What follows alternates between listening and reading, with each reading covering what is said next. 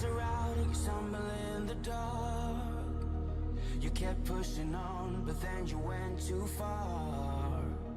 When your ship has sailed and all your dreams are lost, everything is wrong, you feel like it's your fault. Just remember, I will be there for you, baby. Remember, there's nothing out there to get you, don't forget it. When life throws lemons, just call on me. Just call on me. Just call on me.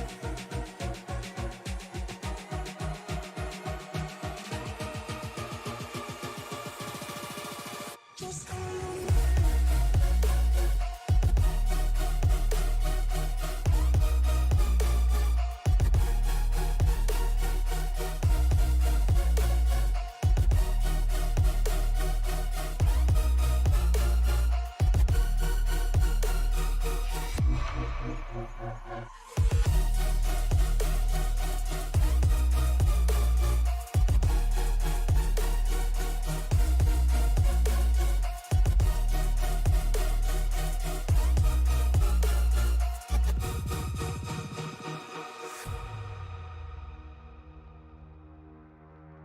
You're stronger now than you ever been. You gotta leave now, it's time to catch the wind. You will climb up high and look through the clouds, and when you're feeling low, I know you'll bounce back. Oh, and just remember, I will be there for you, baby. Remember, there's nothing out there to get you, don't forget it. When life throws lemons, just call on me. Just call on me. Just call on me.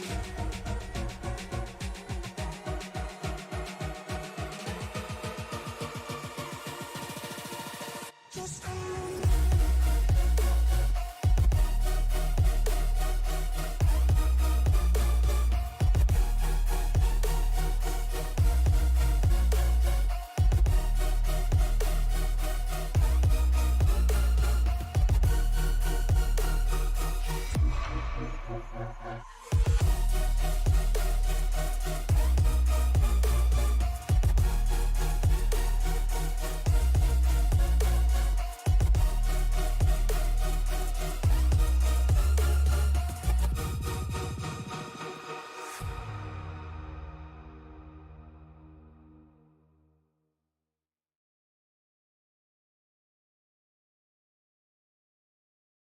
Those lemons, just call on me.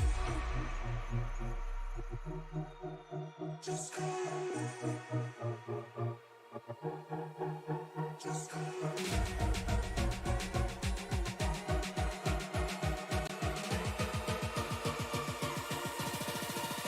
Just call on me.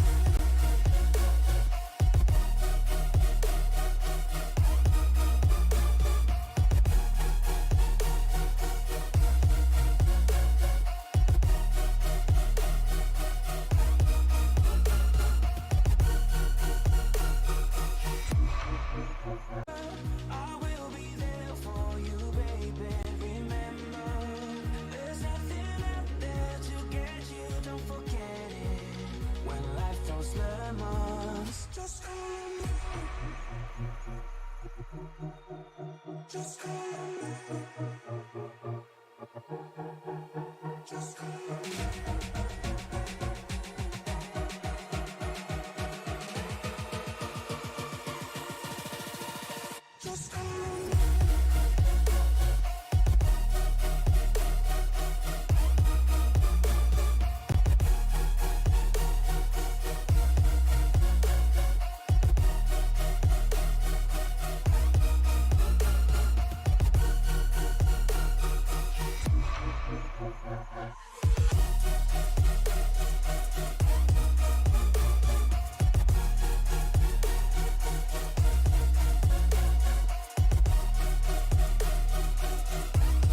Just call on me. Just call on me.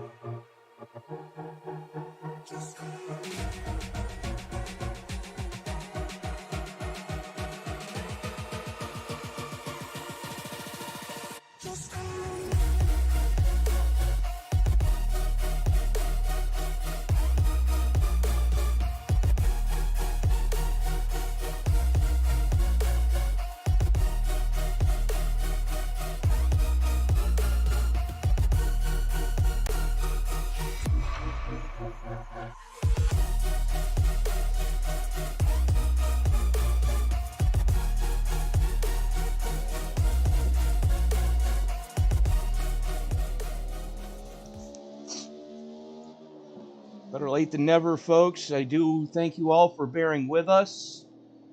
Thank you. Welcome to a very special edition of Sunday Night NASCAR. I'm Tony Spasso. He's Matt Mettler. And this is Wilkes County, North Carolina, home of North Wilkesboro International Speedway and the All-Star Open. Matt, I'm excited about this one. No points on the line. Run what you brung and hope for the best. That's right, Tony. And tonight, of all things, we wrote this track off for a long, long time. You go back to 2015, this track was a barren wasteland, overgrown brush, shrubs, you name it, a former glimmer of its former self. Dale Jr. and company, they got together. They got this track all cleaned up, ready for iRacing to scan it, and ever since then, the rest is history. Wilkesboro is back in prime time tonight.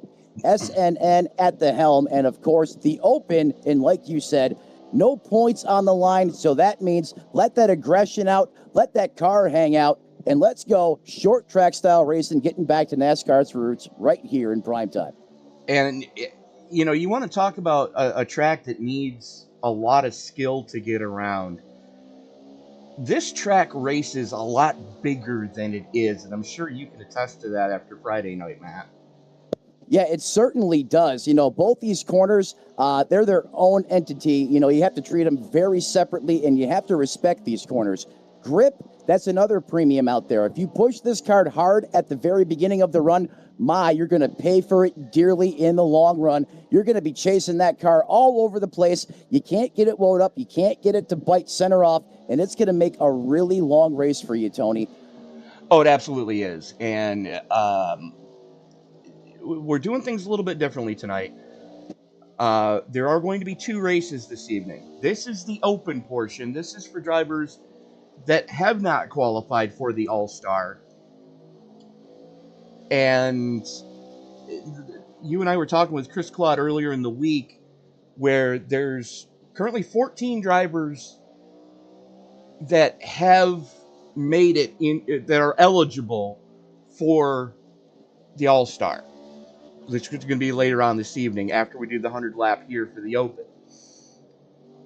You're absolutely. And then they're going to take those from the finishing order of this race and field fill up to 22 cars. That's right. So the 22 drivers are going to make the main event here tonight. You're absolutely right, Tony. But if you are not eligible for the All-Star, there's only one way, there's one path to the main event, and that is through the Open. So you better have your game face on. You better be up on the wheel.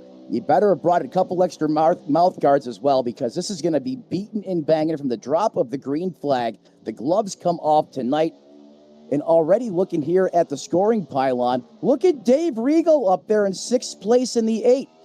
There's a big shocker right there as well. Certainly the highest up we've seen him on the pylon in qualifying. And Chris Claude not far behind in that 10 in 9th position. Chris Claude with a top 10, but there's a couple of big names that are here, and it's surprising. And we're going to go with one of them right now. Southampton, New York's own Travis Kleinborg, as he's now in a Ford, as we got the news about that last week, that entire team was moving over to the Blue Oval camp. Both he and Jeremy Miller are here. Yeah, getting back to last week, Tony, I mean, that nuclear bomb was dropped during the race broadcast as we was doing an interview as we're getting ready to go back to green flag racing. There's Jeremy Miller right there as well. Still having to blink my eyes here to get used to seeing these Prodigy Esports cars in the blue oval, but that's exactly what's going on. And like you said, some big names in this field, Tony. Prodigy Esports has been a force to be reckoned with this entire season. Does that continue over, though, since now they're in that blue oval? Time will only tell tonight as we continue to watch Jeremy Miller there making this qualifying run.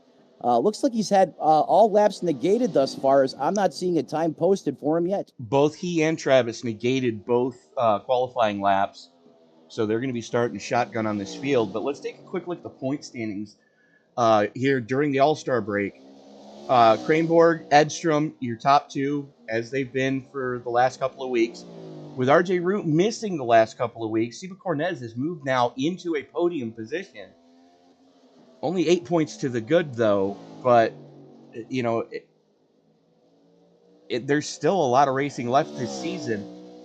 Alex Murray running out your top five, and Jeremy Miller not too far behind in sixth. You know, a lot of these names that aren't in the top six right now, you would expect to see them higher than we've been. You know, Ryan Samuelson, he's had a couple of dismal races. Joe Stafford has been MIA for the past couple of weeks.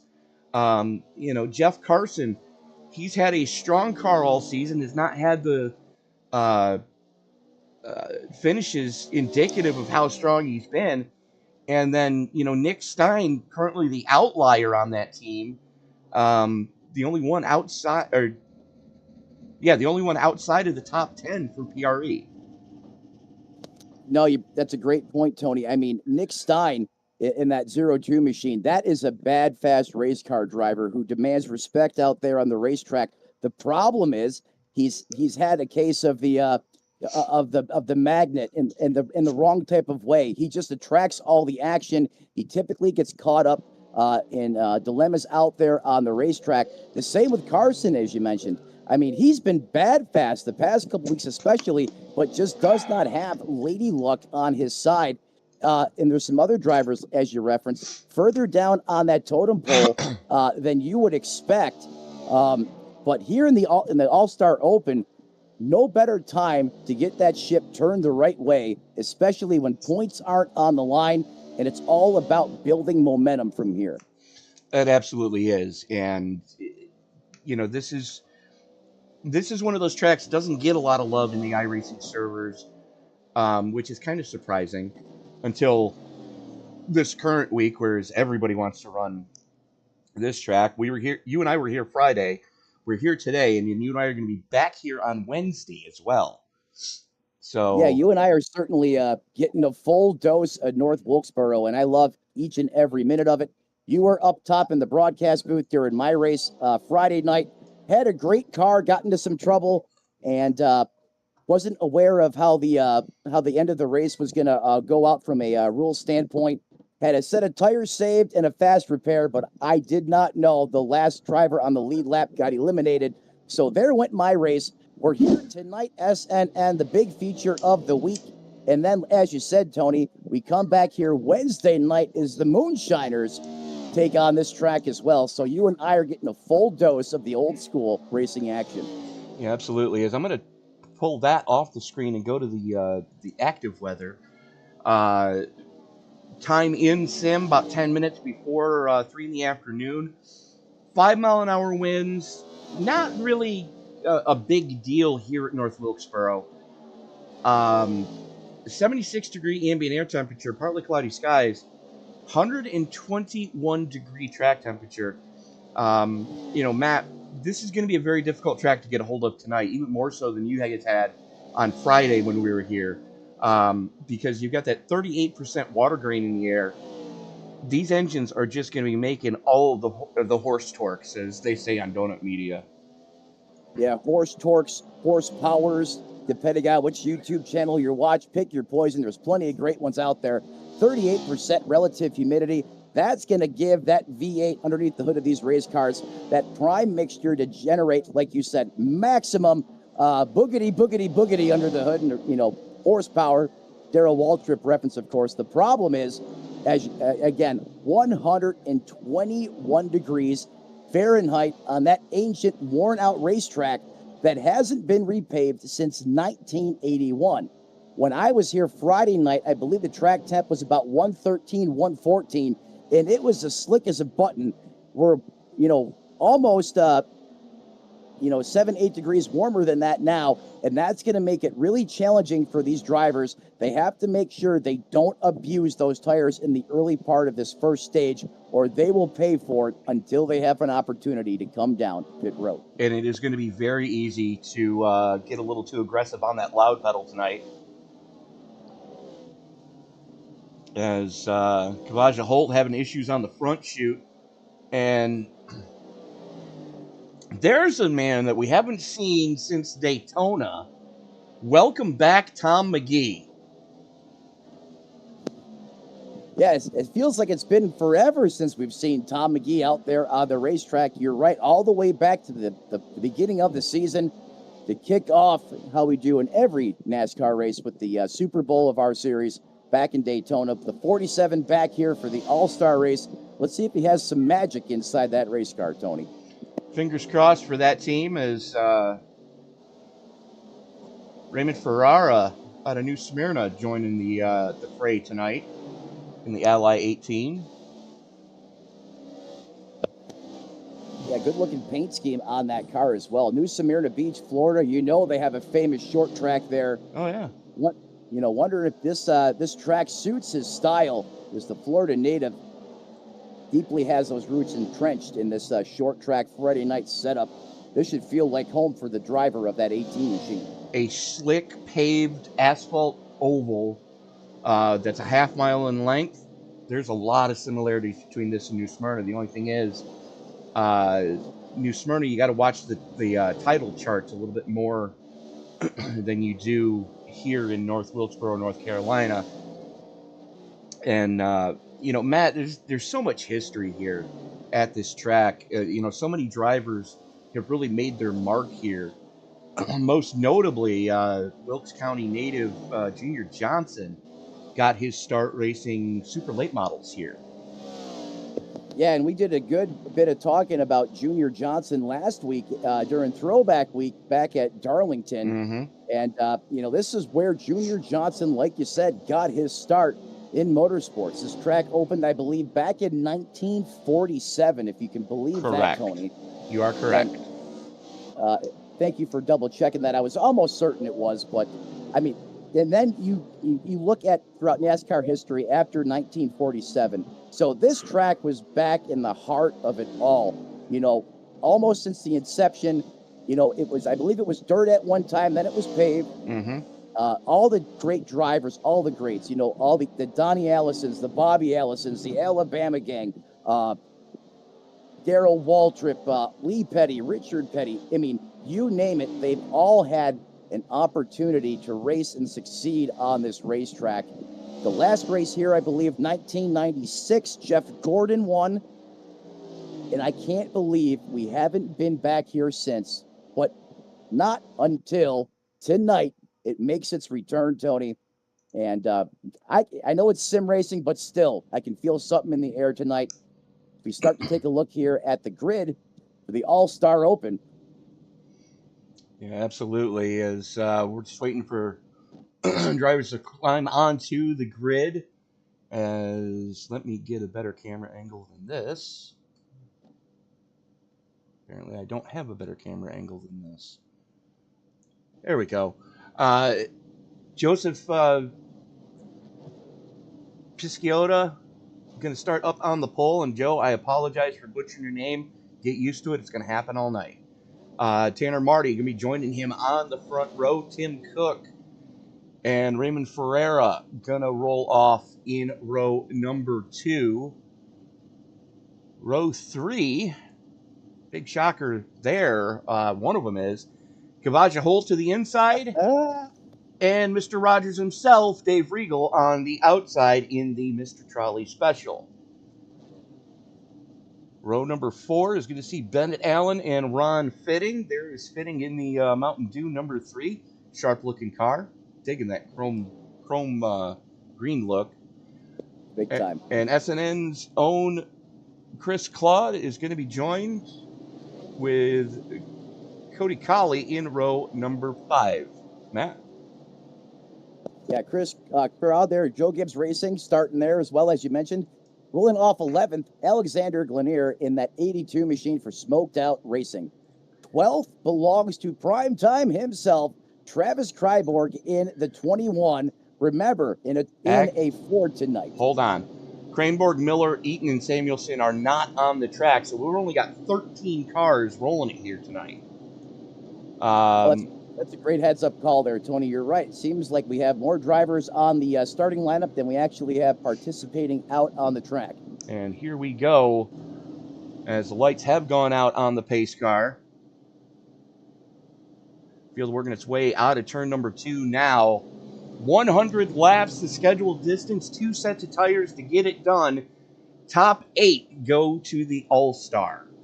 And the only thing that's left for me to say, and Matt, you can say it with me, it's time to wipe the visor and adjust the 5-point harness. Grandma, grab the old Smoky Moon sign, because it's time to get it on in North Wilkesboro.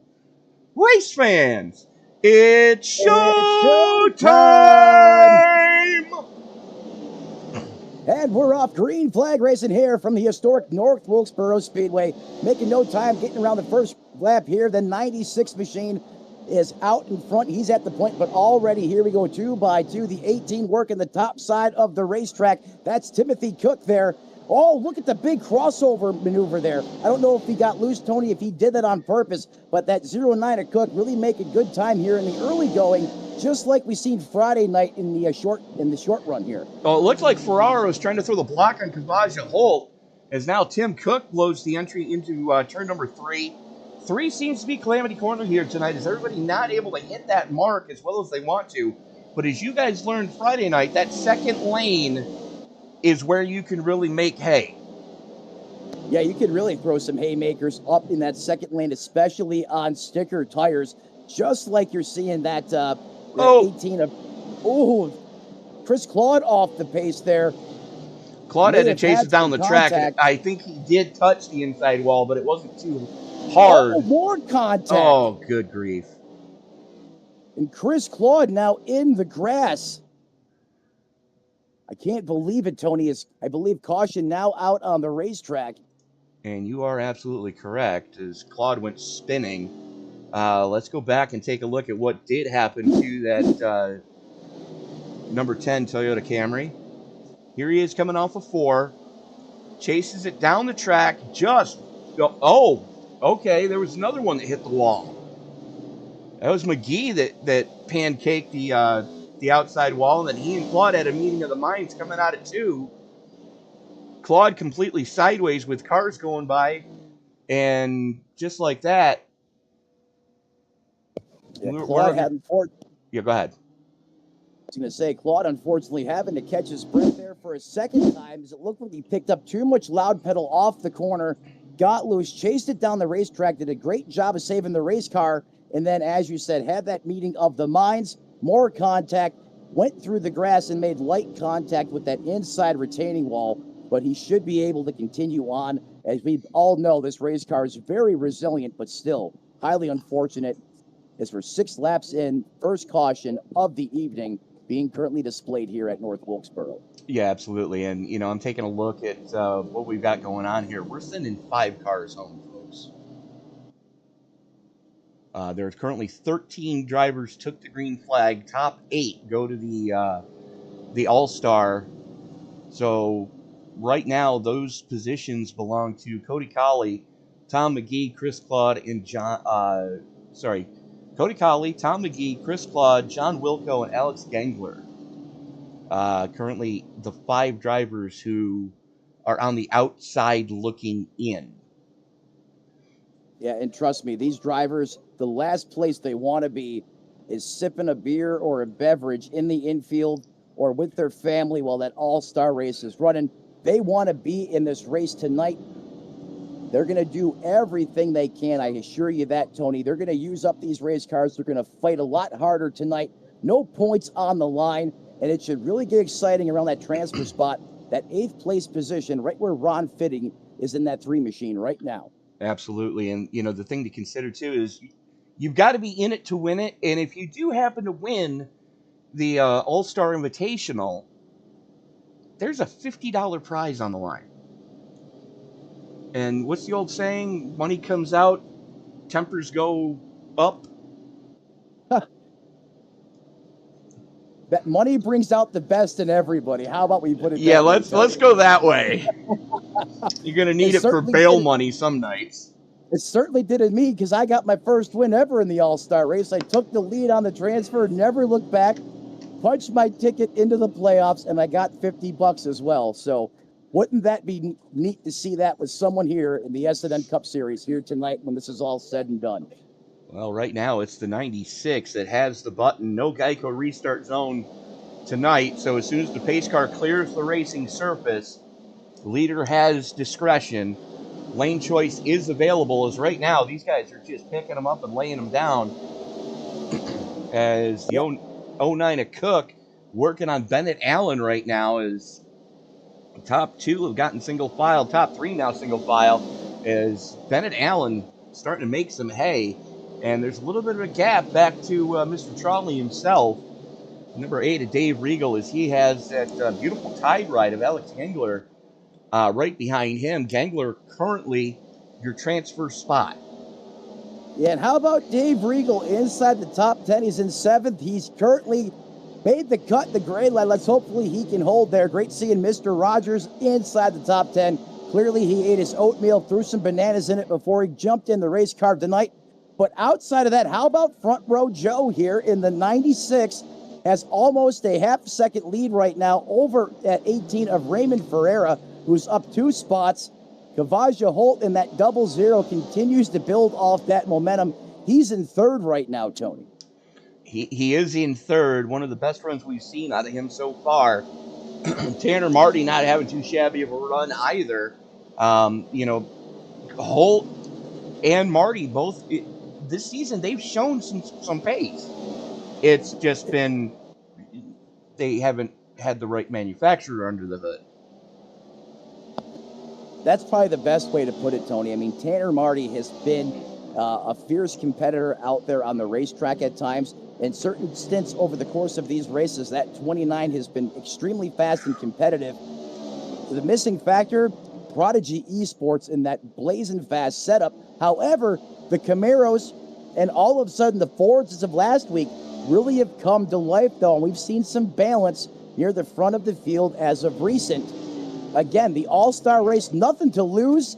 Tanner Marty sitting right outside the top 3. Maybe it's his time to punch his ticket.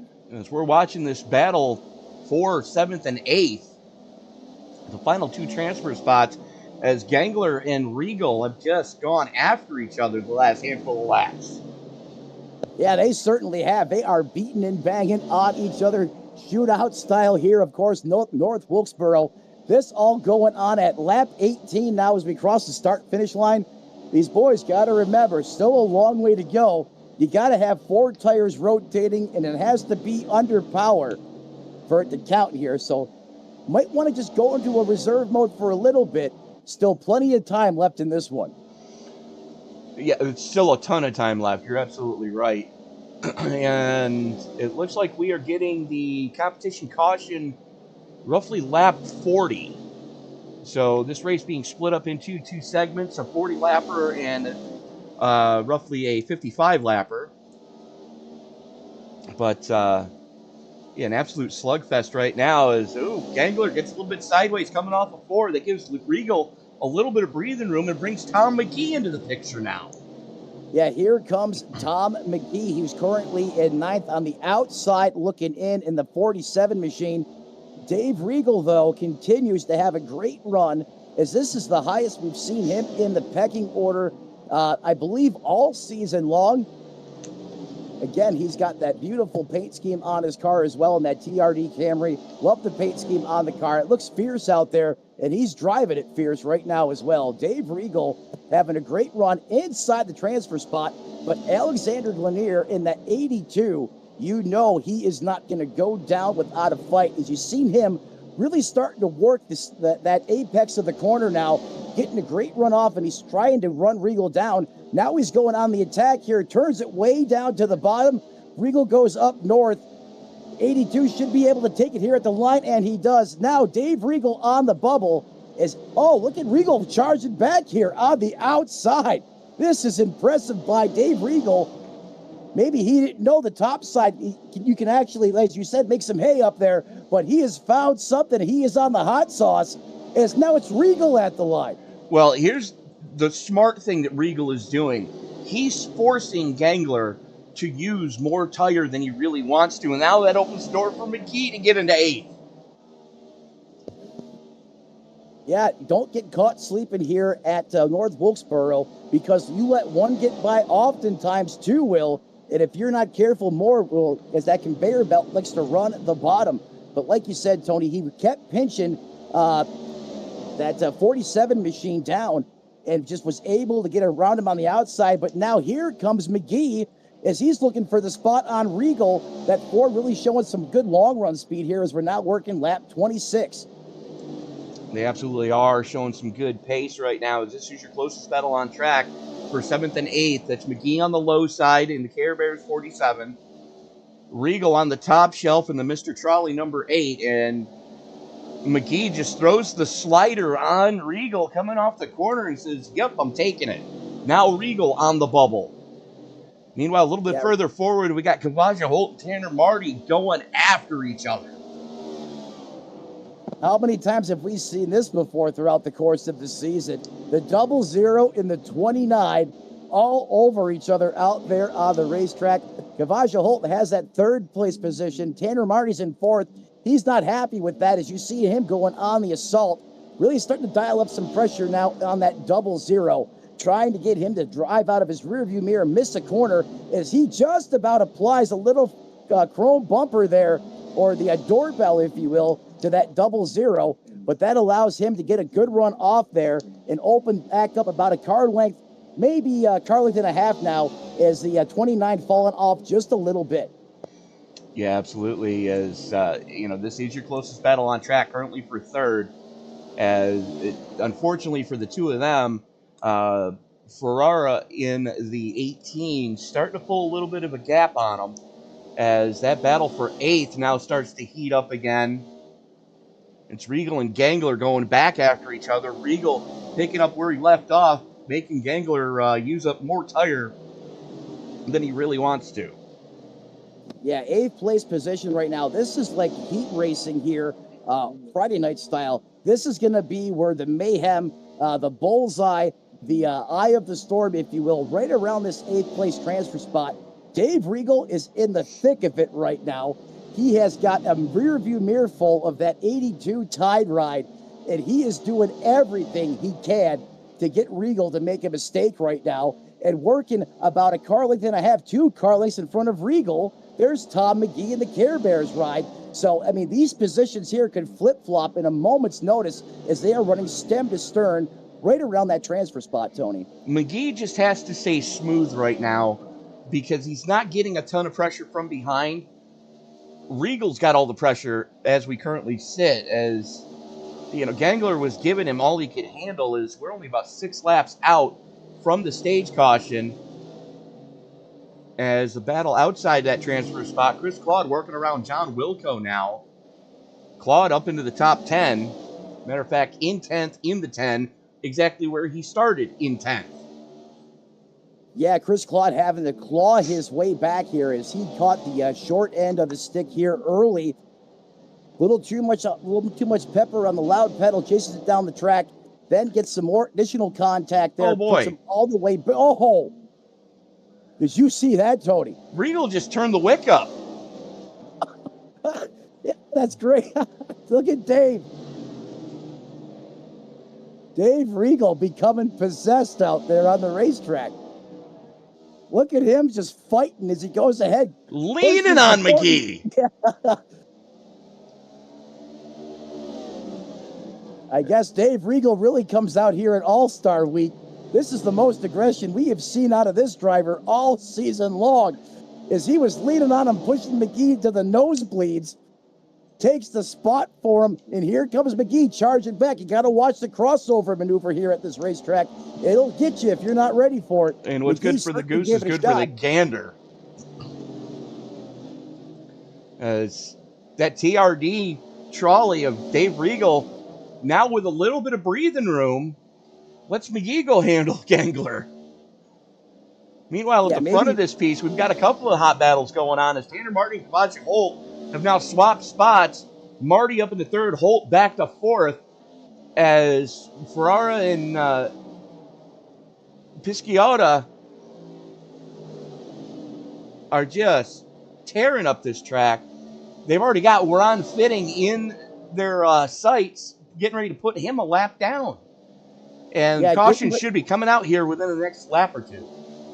Yeah, I was going to say, I'm pretty sure he should be able to hold on here. Is now caution is out on the racetrack. Can the 96, can Front Row Joe hold on to get the stage win? He does, but a hard charging Raymond Ferreira in the 18 clearly has a solid hand in the long ball game.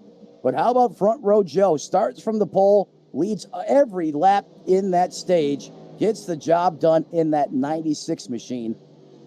And now it comes down to the men and women behind the pit wall. Can the driver hit his marks, and can those pit crew members hit their marks and make this stop perfect so you don't lose time in the pits? Yeah, this is a collective team effort right here. You want to get every bit of speed you can, but you don't want to get caught speeding. So the driver is going to do everything he can to maximize and push the envelope, get a clean shot into his box, be aggressive on the brakes, but don't overshoot the pit, and then let for that pit crew. You know, those guys are athletes. The way they maneuver around that race car, carrying those tires and jacks, executing here, and then who can be the quickest on that jack drop to get across those cones right there and get the lead. As we watch the 96 having a great job on pit road, it looks like no change at the front. As the 96 is going to... Or no, I'm sorry, you're right. Top two cars electing to stay out, McGee and Fitting. Fitting comes down this time. McGee stayed out, and I don't know why. I'm not sure if that was a miscue, because obviously that 47 has to make it inside that transfer spot, 8th place. That's where Timothy Cook is right now on the bubble. And without having fresh Goodyears here, Tony, that's a big ask out of any driver on this racing surface. Well, he's also got damage that he should be getting fixed. But McGee rolling the dice, gambling this one. Apparently he wants clean air more than he wants, fresh tires. But you're talking an almost 40 lap difference. I mean, McGee, yeah, he was down on lap 5 after tagging the wall on lap 4. But this is about to get interesting. This is about to get very interesting, as now all these drivers just off, the back of McGee on full alert. Now, 1, you got to make sure you watch for the tire spin. 2, anticipate that 47 being a little slow here on the takeoff. And is he going to be able to make that car stick when everyone goes charging down into 1? Hold on, Tony. This could get rough here. I'll tell you right now, the last place I would want to be is on his outside going into 1. So, the 96, Front Row Joe, you are a braver man than I am, sir. As we know, Front Row Joe, he has a great short run car as he shot out almost to a second lead here in the early going of that last run. But as you said, now he has that wild card on 40 lap old tires in McGee on the bottom. You want to talk about some hay being made. Let's see how this 96 tries to check out a Dodge here as we go back to green in the air one more time. Lap 47 here at North Wilkesboro being written in the books. McGee. No, that didn't take long. That did not take long at all, as McGee actually got a really good center there, but the 96 hits the turbochargers and the nitrous. He is now out to almost a 7/10 of a second lead as we got a 2x2 drag race between Tanner and Marty, and they are beating and banging back there for second and third. Kavaja Holt just almost ate hot garbage as he got shuffled all the way back to 8th. So the 00 currently has the final transfer spot as Regal and Ferrara now going after each other. Oh, the 18 into the inside wall. Hard contact for the 18. into the inside wall of Raymond Ferreira, who is having such a great run there, running up in the front. We still stay under green flag conditions, though. This is only going to hurt Ferreira. The 47 almost spun, got loose, and took out the 00. He gets the car to hook back to the left and sacrifices his own car to stay out of that 00. Big move there from the 47, as that could have been disastrous for Kavaja Holt. How about Bennett Allen making a good climb 82's around. 82. Gangler. Well, let's go back and take a look at what happened to Gangler here. There you see the 47 getting into the wall. The 82, 47 still into the wall going into one. Doing his best imitation of Ross Chastain. So here comes the 82, and it just catches a little too much of the flat coming off of 4, and he biffs it into the Coke sign on the front chute. Yeah, there was a lot of action there on that lap as the 47 just about took out the 00, goes up into Ross Chastain mode, and then as that's... Carvaja Holt there got hello loose. Scary loose. Tim Cook pounded the turn 2 wall, as this is your battle for 4th. Regal, Cook, and Holt all right there on top of each other. There's about a second in front of them and a second behind them, so these guys are going to have to duke it out for 4th, 5th, and 6th between themselves. Yeah, someone got some brushless motors on their scooter. Mr. Rogers really cooking. 1.21 gigawatts in all. I mean, he is up to 4th place, knocking on the back door of the top 3. Are you kidding me? That 09 of Cook, though, he's got something to say about it, as he's taking it all the way upstairs, trying to get a run on Mr. Rogers, but Regal is possessed right now in the open, inside the top 5. He is charging right now. Certainly the best performance we've seen out of Dave Regal all year long. This has got to be a big confidence booster, knowing that he can run towards the front right now, and he's able... Oh, contact! Oh, no! Big time contact. As the 09 goes up the howitzers, Regal.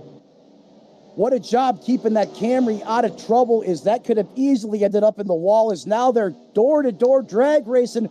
Regal on the bottom, the 9 of Cook on the top. Advantage at the line goes to Regal as they charge back down into one, still side by side. And in case we didn't mention it earlier, Ray Ferrara has decided to immediately put it on the hauler. So the 18 is done and dusted. Heartbreaking, Tony. Battle for second, still hot and heavy. Tanner Marty on the high side. Bennett Allen now having to deal with the wounded 82 of Alex Gangler. That is a lap car. So right now we've got 11 left on the lead lap. Cody Colley in that Superflow Chevy being the last one scored as such. Yeah, unfortunately, Cody Colley doesn't have to have the super vibe in the Superflow car like we've seen him at other racetracks this season, where at times he has just been electric. As you said, Tony, last car on the lead lap. You can see him hunting around trying to find some grip on this racetrack.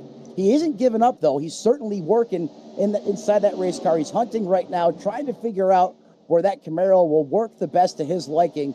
As you see that 47 machine in front of him, and Tom McGee, who stayed out, and I think that's the biggest problem for that 47, is he didn't come down pit road, and he's trying to stay up there and compete with all these guys on fresh Goodyears, and it's really taken a toll on him in this segment of the race. Yeah, absolutely is. Right now, that battle for fourth, still an absolute slugfest. Regal and Cook just going after each other right now. Cook has not come off that top side. Regal running a more traditional line. Oh, looks like Cook may have caught the crossover gate. That's going to cost him a little bit going into 3. Regal gets the clear again. Yeah, Regal to the clear. It's almost like he's got a bag of catnip hanging out the window of that 8 car, and the 09 is just all over it as he took it up top to that second groove. And as you said, Tony, tried the crossover maneuver. It didn't quite work. It cost him a little bit of time there on the racetrack, as that gives Dave Regal some breathing room here in the short term. As you said, he's running that middle to low line, the traditional way around Wilkesboro. Now it looks like Cook's going to regroup, and then before he goes back under attack, as he may have got those good years just a little hot there, running up top and slicing and dicing, doing everything he can to get Dave Regal to make a mistake. Well, we're got a little bit of a lull in the action. Let's take a look. There is Front Row Joe himself in the Mustang 96, your current race leader. He is 2.25 seconds to the good over that man in the first Chevy in the field. That's Tanner Marty. The Chevy of Bennett Allen is another 2 seconds to the trail. And then that battle. Oh, Regal just got dumped. I don't believe it. Trouble on the racetrack, and it's SRM's own Dave Regal, who just got sent to the moon. I don't believe it. No, as he was having the best run of the season so far in the 8. Heavy damage on the back of that Camry, Tony, and that could be the start of some old school temper flares and drama here at North Wilkesboro. Is now cautions back underway at lap 69. Let's watch this from the iRacing blimp. And you're going to see Cook get the run on Regal. Looks like crossing him over and just chrome horn to the left rear. And around goes Regal into the catch fence. As they said in NBA Jam, boom shakalaka. You just dated yourself, my friend. I don't care. Hey, I was the king of corner threes in my day. Hey, if you can find it, Tony, I'll challenge you. I think it's on Steam. Well, we got plans after the race. No, we don't. Yes, we do. The only plans I have after this event's over is I'm going on a 8-hour cuddle session with my pillow. Well, one of these days then. As we've got some takers going down pit road. McGee, this could play into McGee's strategy as we're 30 to go.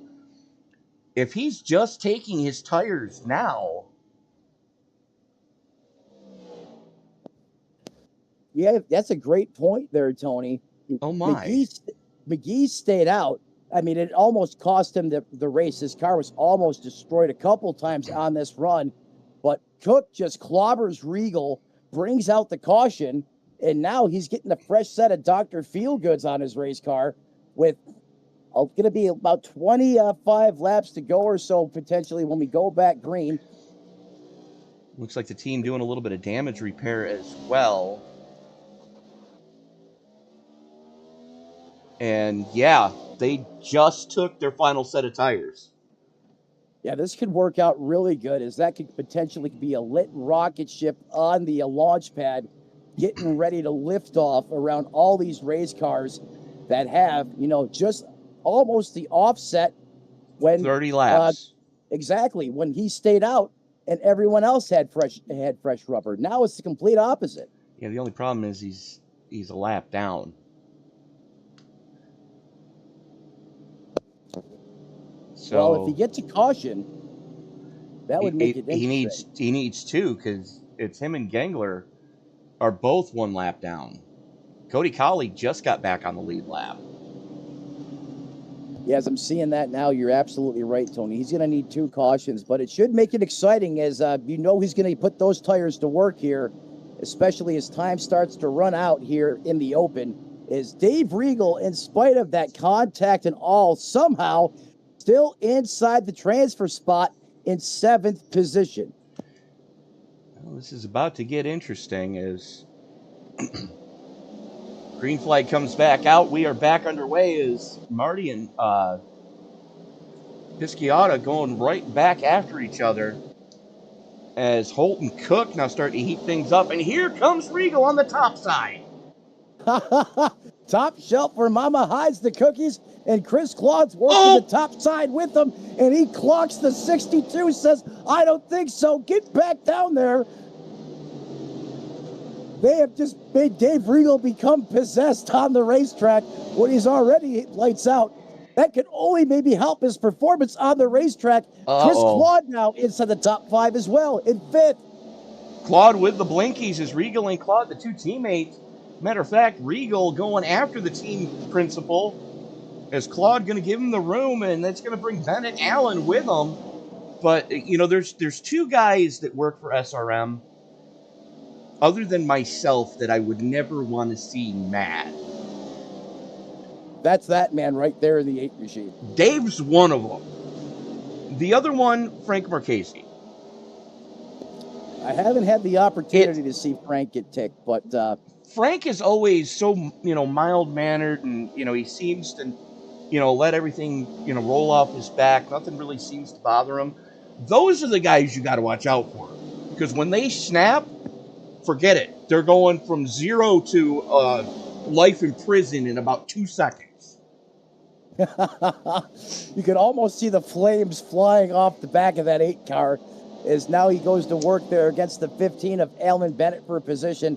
15 going to slide underneath Regal. Regal going for the crossover on the bottom, charging back on the bottom side. The 15 still on the top. Drag race into the 3 and 4 complex. Regal back to the advantage, man. He is just lights out. This run in the open. Dave Regal just blitzing everybody out here in the field just about. Well, what's the old run.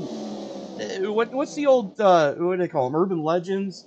Mr. Rogers used to be a sniper in the Marine Corps or something like that. Sniper mode engaged by Dave Regal.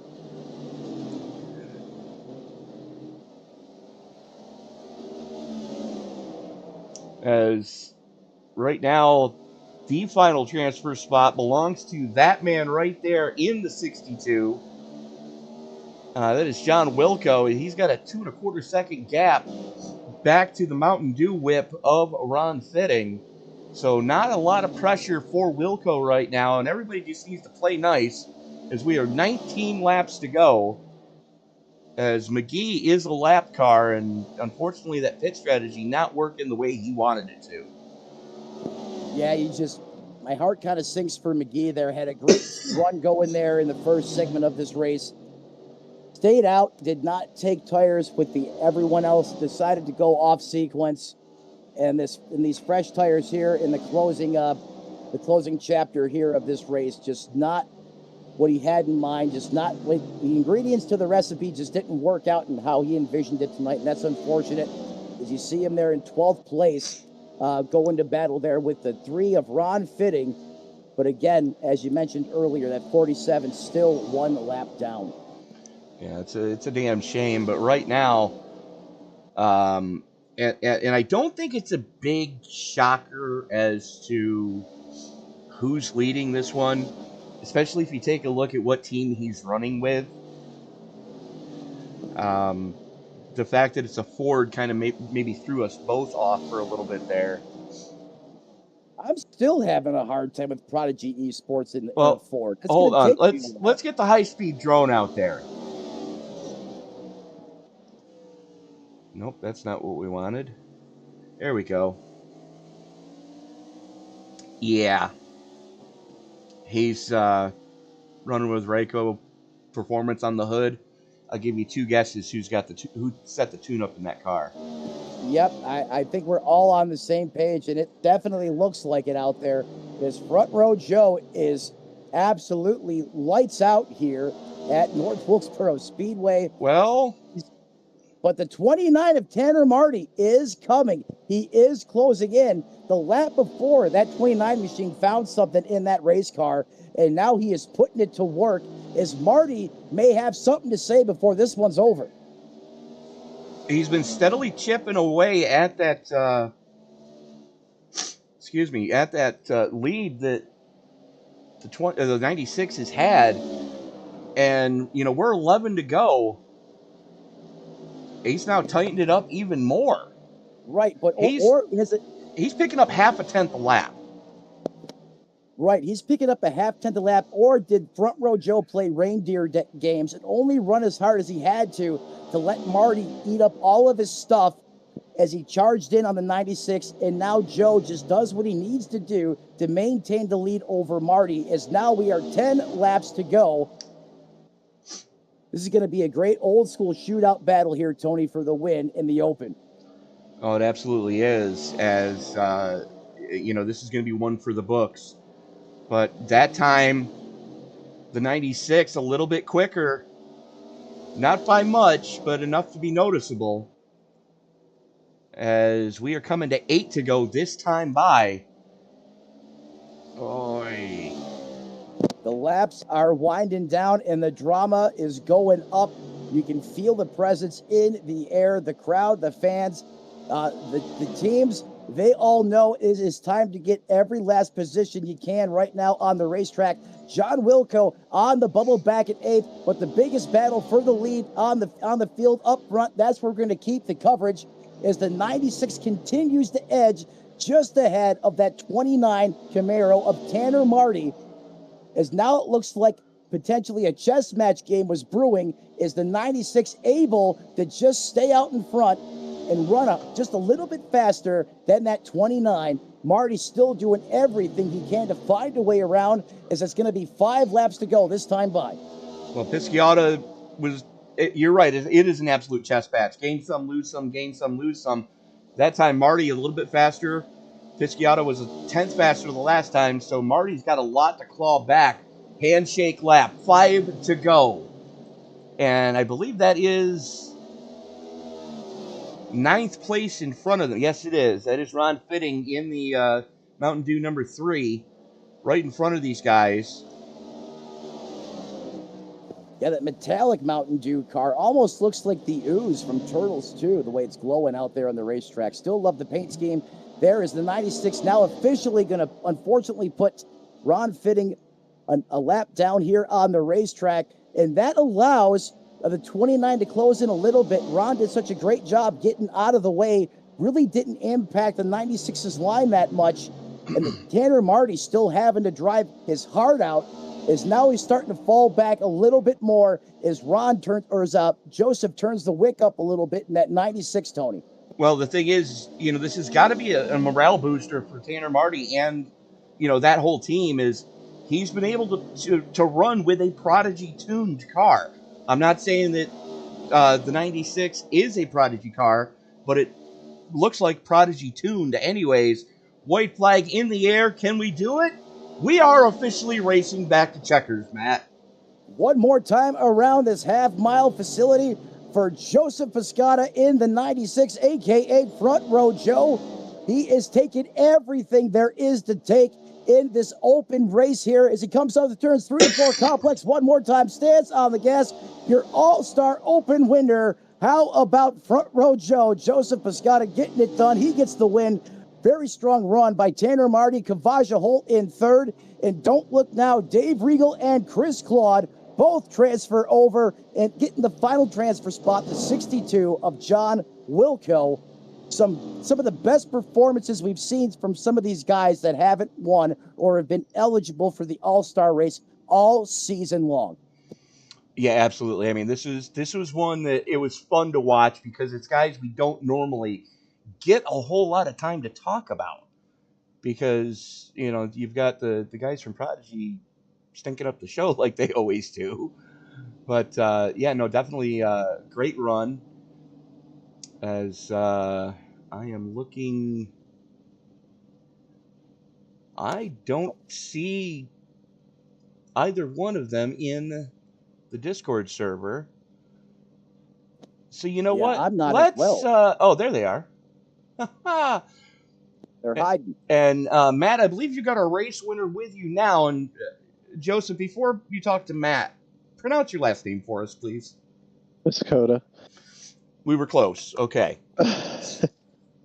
Joseph Pisciata, a.k.a. Front Row Joe in the 96. You basically owned everything there is to own and win in that race. How were you able to set up that blistering pace over the course of that 100 lap? It seemed like your car was lights out. It would go anywhere. It would do everything you wanted it to do. Yeah, it was actually pretty tight in the center. I think everybody was struggling with that, turning a lot. getting a little loose, but I got it. That's all Prodigy Esports and Ryko, working together, and I made a really fast car, and we were just able to get out front and avoid some of the chaos early on and lead a lot of laps, I guess. No, you're right. The best place to avoid all the carnage and all the chaos is right out front, carrying the torch just how you did. Now the order gets a little tougher is now you transfer into the all-star race. You're going to go up against some more Prodigy Esports cars. What do you have for them in the main event? I really don't know too much. I'm not very good at short tracks, but it was a good opportunity to be out here and get some practice. I think that will help, go against these guys. I know these guys are fast, and we'll just take what I learned, did some adjustments that I did, and maybe we can win, apply that to the race. Ladies and gentlemen, your winner from the All-Star Open, spoken like a true veteran of the sport. He is your winner. Go in the distance, transfer in to the main event tonight, the 96 of Joseph Piscota. Thanks, guys. And joining me now is, of course, come on. Apparently he's no longer in the session, but joining me now, the first runner-up, Tanner Marty. Hell of a run here tonight, my friend. Yeah, it was a lot of fun. This track is a great rhythm track, and put a lot of laps down earlier this year and practiced a lot earlier for another league race here, and I'm thankful for it because it translated very well for me today. I was nervous with the new tire model update that came previously and how I was going to change the car, but no, it was a lot of fun. It was a great race, clean race, good racing. Absolutely. A lot of fun. But, Tanner, in the closing laps there, you really gave the 98 or 96 a run for its money. Did you have a lot left in the tank going, or a lot of tire left, let's put it that way? Yeah, I had tire left, but I didn't really feel like I had enough. I didn't feel like I had enough rear end underneath me, or if I tried to get on it too hard or aggressive early, it was just going to step out, and I just didn't have the confidence of putting it underneath him or above him without wrecking him, doing something too aggressive. So hopefully we can get that dialed in here in the next couple minutes before this main event and put on a better run. All right. Tanner, congratulations on transferring into the All-Star. We will see you here in a couple of minutes. Thank you, sir.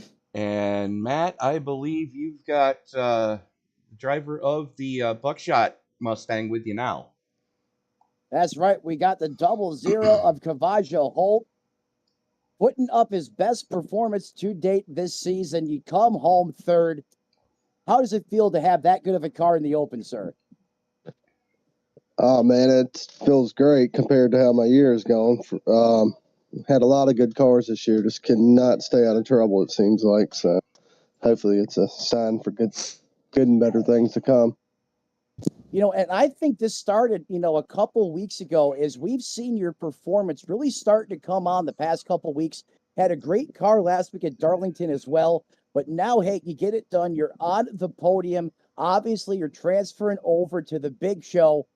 How does that momentum and the confidence help you as you head to the main event tonight? Man, there's a lot of good cars that was just in that race. And I've seen some times that the other guys that wasn't in the race they're turning some fast times. So I'm just here for fun, man. It's I wished I would have put a little more laps down. If I knew this track was this fun, I would have probably turned more laps than what I have this week, but it is what it is. Hopefully it'll turn out to be good. I'm kind of excited for Charlotte. Hey, you know what? You got to be in it to win it, and you're definitely in it. Having a great run. You got everything on your side tonight. Congratulations on the top three, and look forward to watching you in the All-Star race tonight. That is the driver of the 00, Kavajo Holt. And that is going to bring us into There's a new our first approach to commercial lawn break. care. Preen One Lawn Care. Preen One does away with the hassle of multiple bags of different products. That's going to bring us into our commercial break. We'll be right back after this. There's a new approach to lawn care. Preen One Lawn Care. Preen One does away with the hassle of multiple bags of different products. It has everything you need for a beautiful lawn in one bag. And all it takes is one application. For season-long weed control and feeding, apply the granules when the lawn is wet and weeds are actively growing. It blocks crabgrass all season. It prevents crabgrass seeds from growing. It kills the seedlings too, even when applied 4 weeks after they sprout. It's your best defense against tough weeds like dandelion, chickweed, henbit, and hundreds more. Plus, its slow-release formula feeds the lawn evenly for months to build stronger roots for maximum heat and drought resistance. Preen 1 delivers convenience and better performance in one package with one application. Spend more time enjoying your lawn and less time working on it. Preen 1, and it's done. It's a lawn dream come true.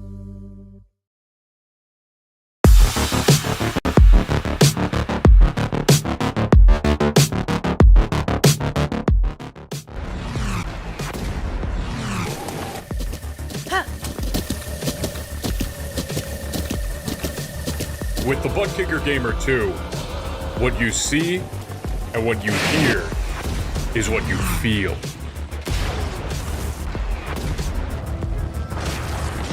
Butt Kicker. The future is feeling.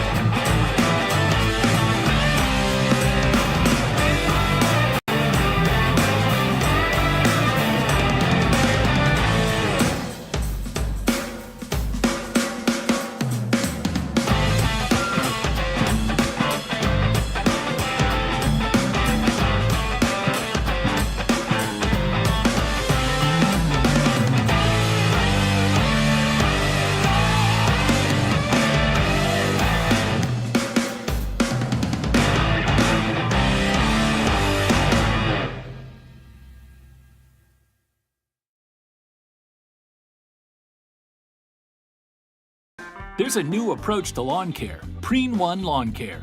Preen 1 does away with the hassle of multiple bags of different products. It has everything you need for a beautiful lawn in one bag. And all it takes is one application. For season-long weed control and feeding, apply the granules when the lawn is wet and weeds are actively growing. It blocks crabgrass all season. It prevents crabgrass seeds from growing. It kills the seedlings too, even when applied 4 weeks after they sprout. It's your best defense against tough weeds like dandelion, chickweed, henbit, and hundreds more. Plus, its slow-release formula feeds the lawn evenly for months to build stronger roots for maximum heat and drought resistance. Preen 1 delivers convenience and better performance in one package with one application. Spend more time enjoying your lawn and less time working on it. Preen 1, and it's done. It's a lawn dream come true.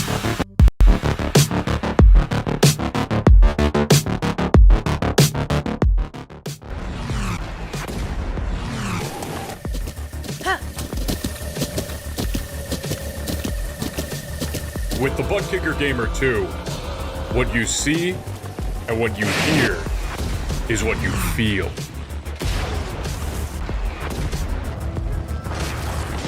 Butt Kicker. The future is feeling.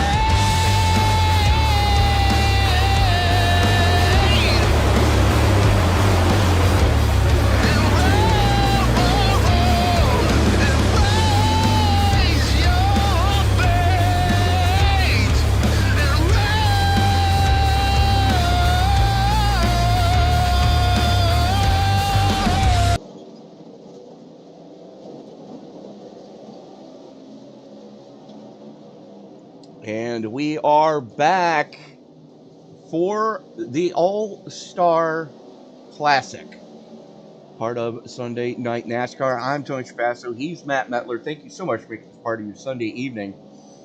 No points on the line tonight, Matt, but we've already seen some tempers start to flare a little bit in the open. I can only imagine what's going to happen here when the heavy hitters are also out on the track. Well, they call it the All-Star Race for a reason. We got a good dose of what's to come there in the open, a great race. Now, here is the big dogs in the big show. All the guys that transferred over into the top 8. This is where you're going to make your money and get your credits tonight, racing up against the best in the business. It's going to be wild. It's going to be action-packed, Tony. You know they're going to have the drama. It may the best man and machine win here tonight. It's not about points. It's about bragging rights and $50 in card-hold cash money. Yeah, absolutely is. It's either $50 in cash or $50 in iRacing bucks that let you buy more tracks that you might not have, as Dave Regal just annihilated the end of pit wall.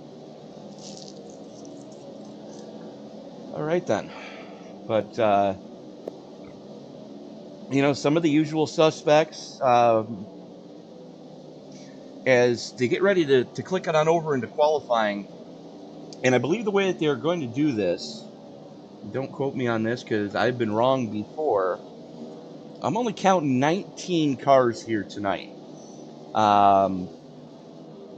Gangler transferred, Regal, Cook, Wilco, Holt, Claude, Marty, and Piscata, all right there. But big shocker, who's at the top of the timing and scoring pylon? Yeah, him again. Hey, Tony, pardon me. I have a Class 1 hardware issue I have to deal with. I'll be right back. As Matt's got to step away for a little bit. So about 2 minutes left here in the hot lap session. Again, let's take a look at point standings coming into this all-star break. Craneborg almost 100 points to the good. You know, what's 7 points between friends? So 97 points. That's still almost a full race to the good with bonus points and everything else. Edstrom right there with him. Siba Cornez again up into third. RJ Root, after missing a couple weeks, drops to fourth. Alex Murray, Jeremy Miller, Tanner Marty, Rich Jett, Chris Claude, and John Wilco rounding out your top 10. And rounding out your top 18 is our very own Mr. Rogers, Dave Regal, driving the Mr. Trolley number 8 tonight. As this is going to be a good one, folks. And I want to thank everybody for joining us in the live chat.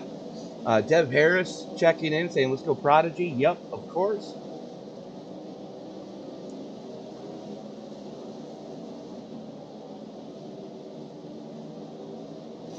Naughty Wolf Gaming, let's go BBR, absolutely. As, there we go. Tony, we certainly can't do this without all the dedicated diehard SNN fans that show up week in and week out in the YouTube chat. So I want to thank them for being a part of this as well here with us again tonight. But, those Prodigy Esports cars, Tony, they got a manufacturer change now, huge news. But the past couple weeks have not dominated in the similar fashion that we've seen all season long. Do they rebound here tonight in full force? Or do we continue to see someone else from the other teams and ranks get the job done here tonight under the all-star lights here in Wilkesboro? Well, I think we're going to see more of the same, just with a different name badge on the cars. I'm looking right now. Looks like only Ryan Samuelson from that group is still running a Yoda. Oh, no, RJ Root's in a Yoda, too. But the rest of that team has switched over to the Blue Oval Brigade. And, that's the beauty of this Cup car and iRacing is the setup doesn't know what car it's in. It doesn't care what car it's in.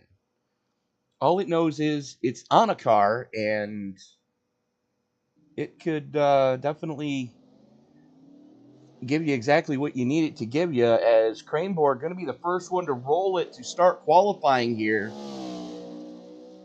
little bit of a different look on that Toyota this week.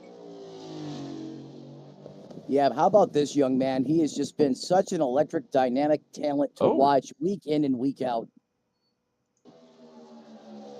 Well, he's going to negate the out lap before he crosses the start-finish line. So let's take a look at what Jeremy Miller's going to lay down here. Very similar paint scheme to what he had on his Toyota. And Miller going to set provisional quick time. Yikes. Full 2/10 to the good over Nick Stein. It's Brandon Edstrom. Wow. Another 0.5 to the good. Miller takes it back. Miller time. Absolutely Miller time. It's RJ Root. Look at this guy. Good 18.34. Another 0.5 clear of what Miller laid down, as RJ Root back in the fray this week. His second lap. Looks like he's going to improve third quick for Root. Right where you would expect him to be. With an 18.42. Best lap on the board so far. You guessed it, Travis Tryborg, an 18.34 for the 21 machine. Unreal. Absolutely unreal, Tony. That is spitting asphalt all over the place. The rooster trails coming off of those Goodyear Eagles. That kind of a pace is just incredible around this racetrack. Oh, yeah. But Alex Murray, he's going to be on a ripper this time as he takes the green.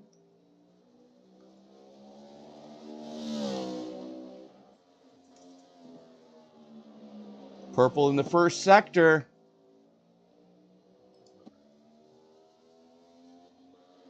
Purple in the second sector. And Murray to the top of the pile. 7. Murray brings the Fury again at 8:27. We're on the short side of the 18s. And everybody has gone faster their second lap. Murray purple in the first sector again. Second sector negated it. He brushed the wall coming off of 4. Which could have been faster. He was purple, like you said, in sector 1. What could have been for Alex Murray? Ryan Samuelson just ate the wall as here comes Charles Heaton on his second flyer. Sorry, he's on his third flyer now. And the rookie, the man who just won the All-Star Open, what is he able to do here in the All-Star is we're going to have to take a quick look at that weather condition. Track temperatures dropped 20 degrees from when we started, Matt. Well, that's a step in the right direction. That'll put some more bite in this worn-out racetrack. Certainly the drivers will be, happy to hear that. It'll give them a little more comfort on the control side of that race car.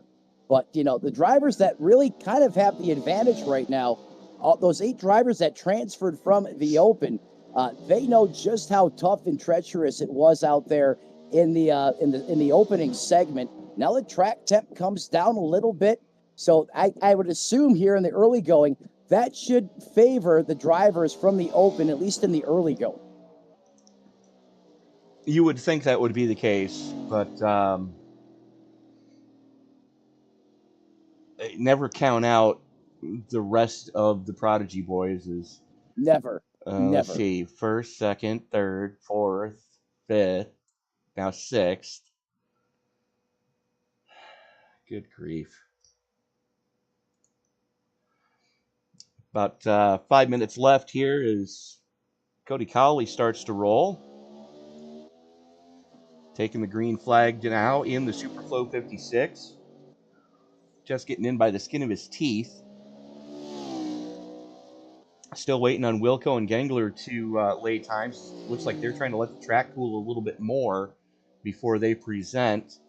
As Cowley's first lap could be a safety lap. Gets him 16th quick. Not too shabby. Moves Chris Claude back to 17th.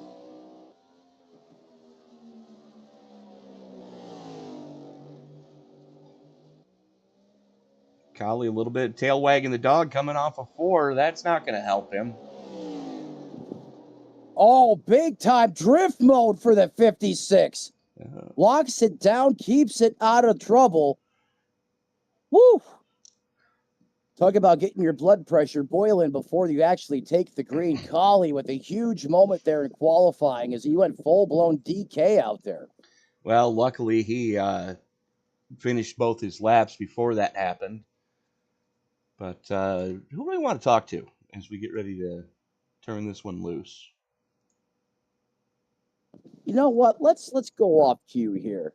Sure. Who do you feel like? Let's dial up Chris Claude himself in the 10 machine.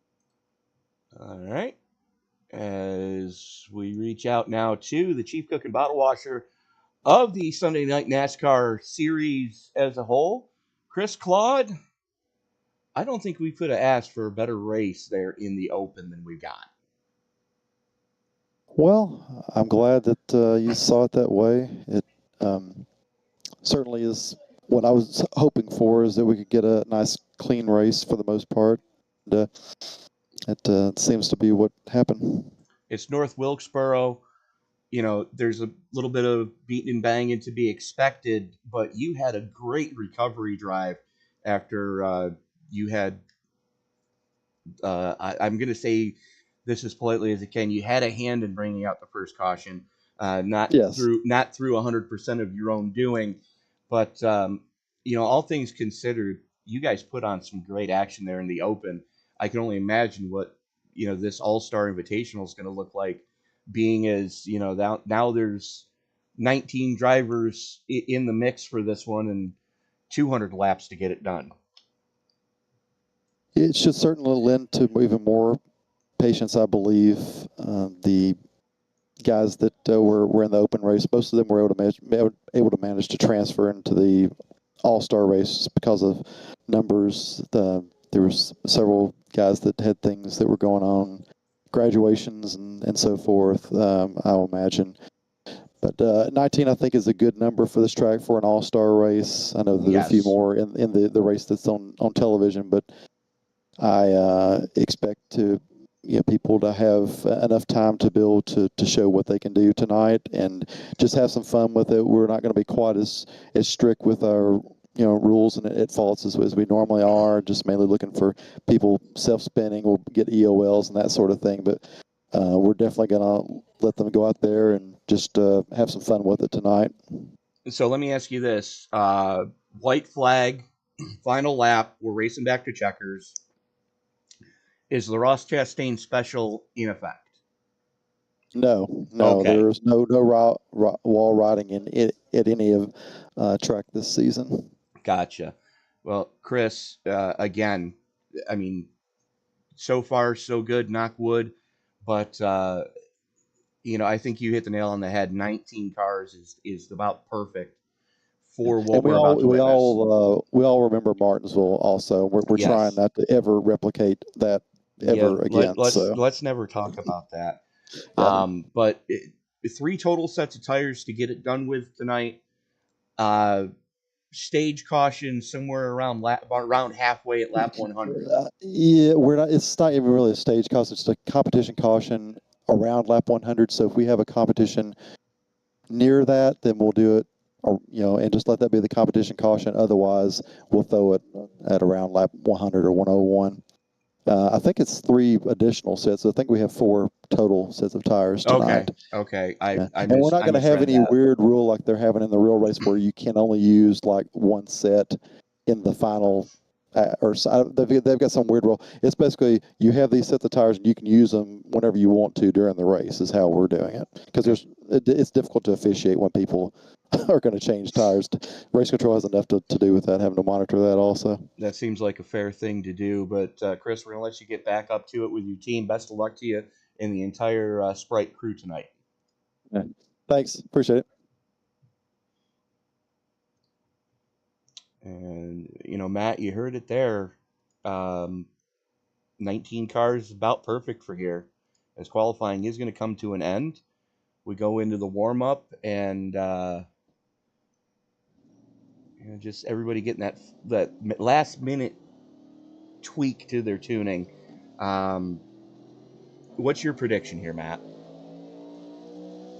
You know what? I like the story of the underdog. We've seen some big surprises in that open race, especially with the performance of Dave Regal, and certainly Chris Claude had a great run there as well. They start deep in the field. I'm as bad as I want to go with the Prodigy Esports car. I'm going to go with Dave Regal tonight. I'm going to go with the true underdog story. The 8, if he drives as possessed as he does, or as he did in that open, he just might have a shot. Fair enough. And you heard Chris say, instead of only having 1 spare set of tires, as they did in the open, they are now going to have 3 spare sets. So tire strategy could come into play here, especially if we get a caution late. Right, if you want to play that tire strategy game, don't make the mistake I made and get caught a lap down on one of these long green flag runs, because obviously if you stash a set, you're going to have to give up performance at some point in time over the course of these 200 laps. So you have to make sure Lady Luck is on your side. You know, this isn't a 1.5 a 2 mile racetrack, Tony. It's just over a half mile. And if you're off during that time of the race, when you're trying to just let it roll and you get caught a lap down, that could really impact the end result here if you do roll the dice there on the tire strategy. So you have to keep that in the back of your mind. Well, the easiest way to solve that problem here tonight is have a live spotter in your ear telling you when the Prodigy guys come down pit road. And every time they come down pit road, you take a set of tires. I like that call, and I don't like that call. I mean, that's what Prodigy Esports wants you to do. They want you to play their game.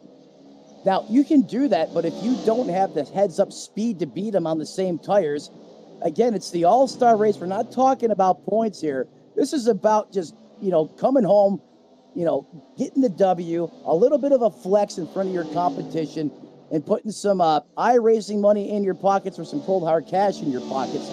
Don't be afraid to shake it up and roll the dice here. Don't let Prodigy do what they do to you on the points nights when you have to play their game when there's so much to lose. Tonight, if you want to go Las Vegas high stakes, you can, and I think that's what it takes to beat them if someone other than a Prodigy Esports car wins. Well, that's a big ask considering they've got 6 of their affiliate cars in the field, and they're starting 1 through 6. Oh, the Iron Curtain is back, like you said, Tony. Oh, yeah. 1 through 6, it's Prodigy time at the front of the field. It's going to be a very tall, monumental task, almost miracle territory for someone to dethrone these guys as the 21 just gets absolutely cut in half by Cavaggio Holt there. That was kind of funny. Well, that was one of those hip check deals, is RJ Root having problems coming off a 4.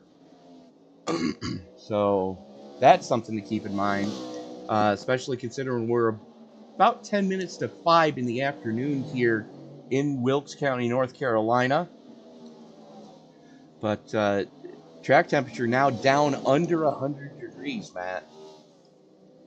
Yeah, now that we're below the century mark, this racetrack is really going to change character.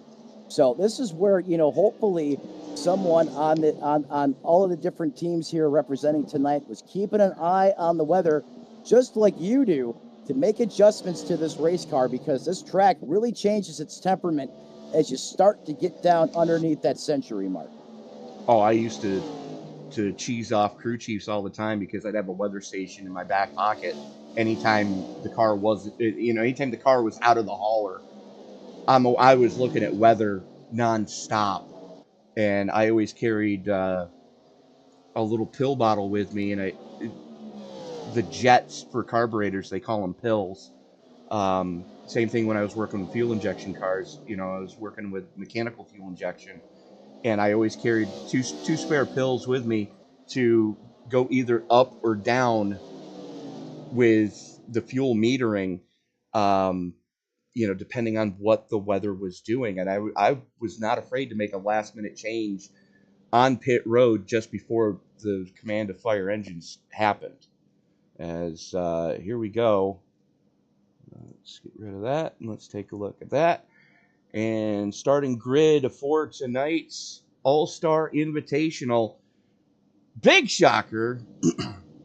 Prodigy Esports 1-2 is Alex Murray, 74 thousandths quicker over your current points leader, Travis Cranborg. Jeremy Miller and RJ Root going to roll it from row number 2. Row 3 is going to see Brandon Edstrom and Joseph Piscotta. Tanner Marty and Cavaggio Holt in your top 4, as those two guys had some great runs there in the open. As Ryan Samuelson and Charles Eaton going to round out the top 10. I'll bring them the rest of the way through the starting order tonight. Starting 11th in the 35 ride, that is going to be Nolan Hodson. Rolling off 12th, the 8 SRM's own Dave Regal. Can he continue to put on the performance of the season in that 8 machine here in the All-Star race? Rolls off 12th. 13th belongs to the 02 of Nick Stein. Starting 14th, the 09 of Timothy Cook. Residing in 15th place position, the 15 machine of Bennett Allen.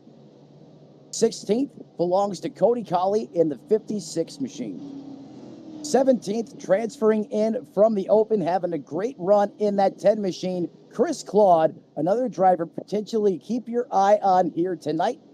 18th, the 62 machine of John Wilco. And starting shotgun on the field tonight in 19th, your 19th and final all-star starter here tonight, the 82, Alexander Glenner. So 19 cars scheduled to roll it. 200 laps of scheduled distance. Lights are out on the official iRacing pace car.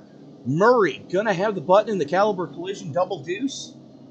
This time with a blue oval on the hood. The only thing left to say is it's time to wipe the visor and adjust the 5-point harness. Grandma, grab some barbecue and some moonshine because it's time to get it on for the All-Star. And I'm a lap too early.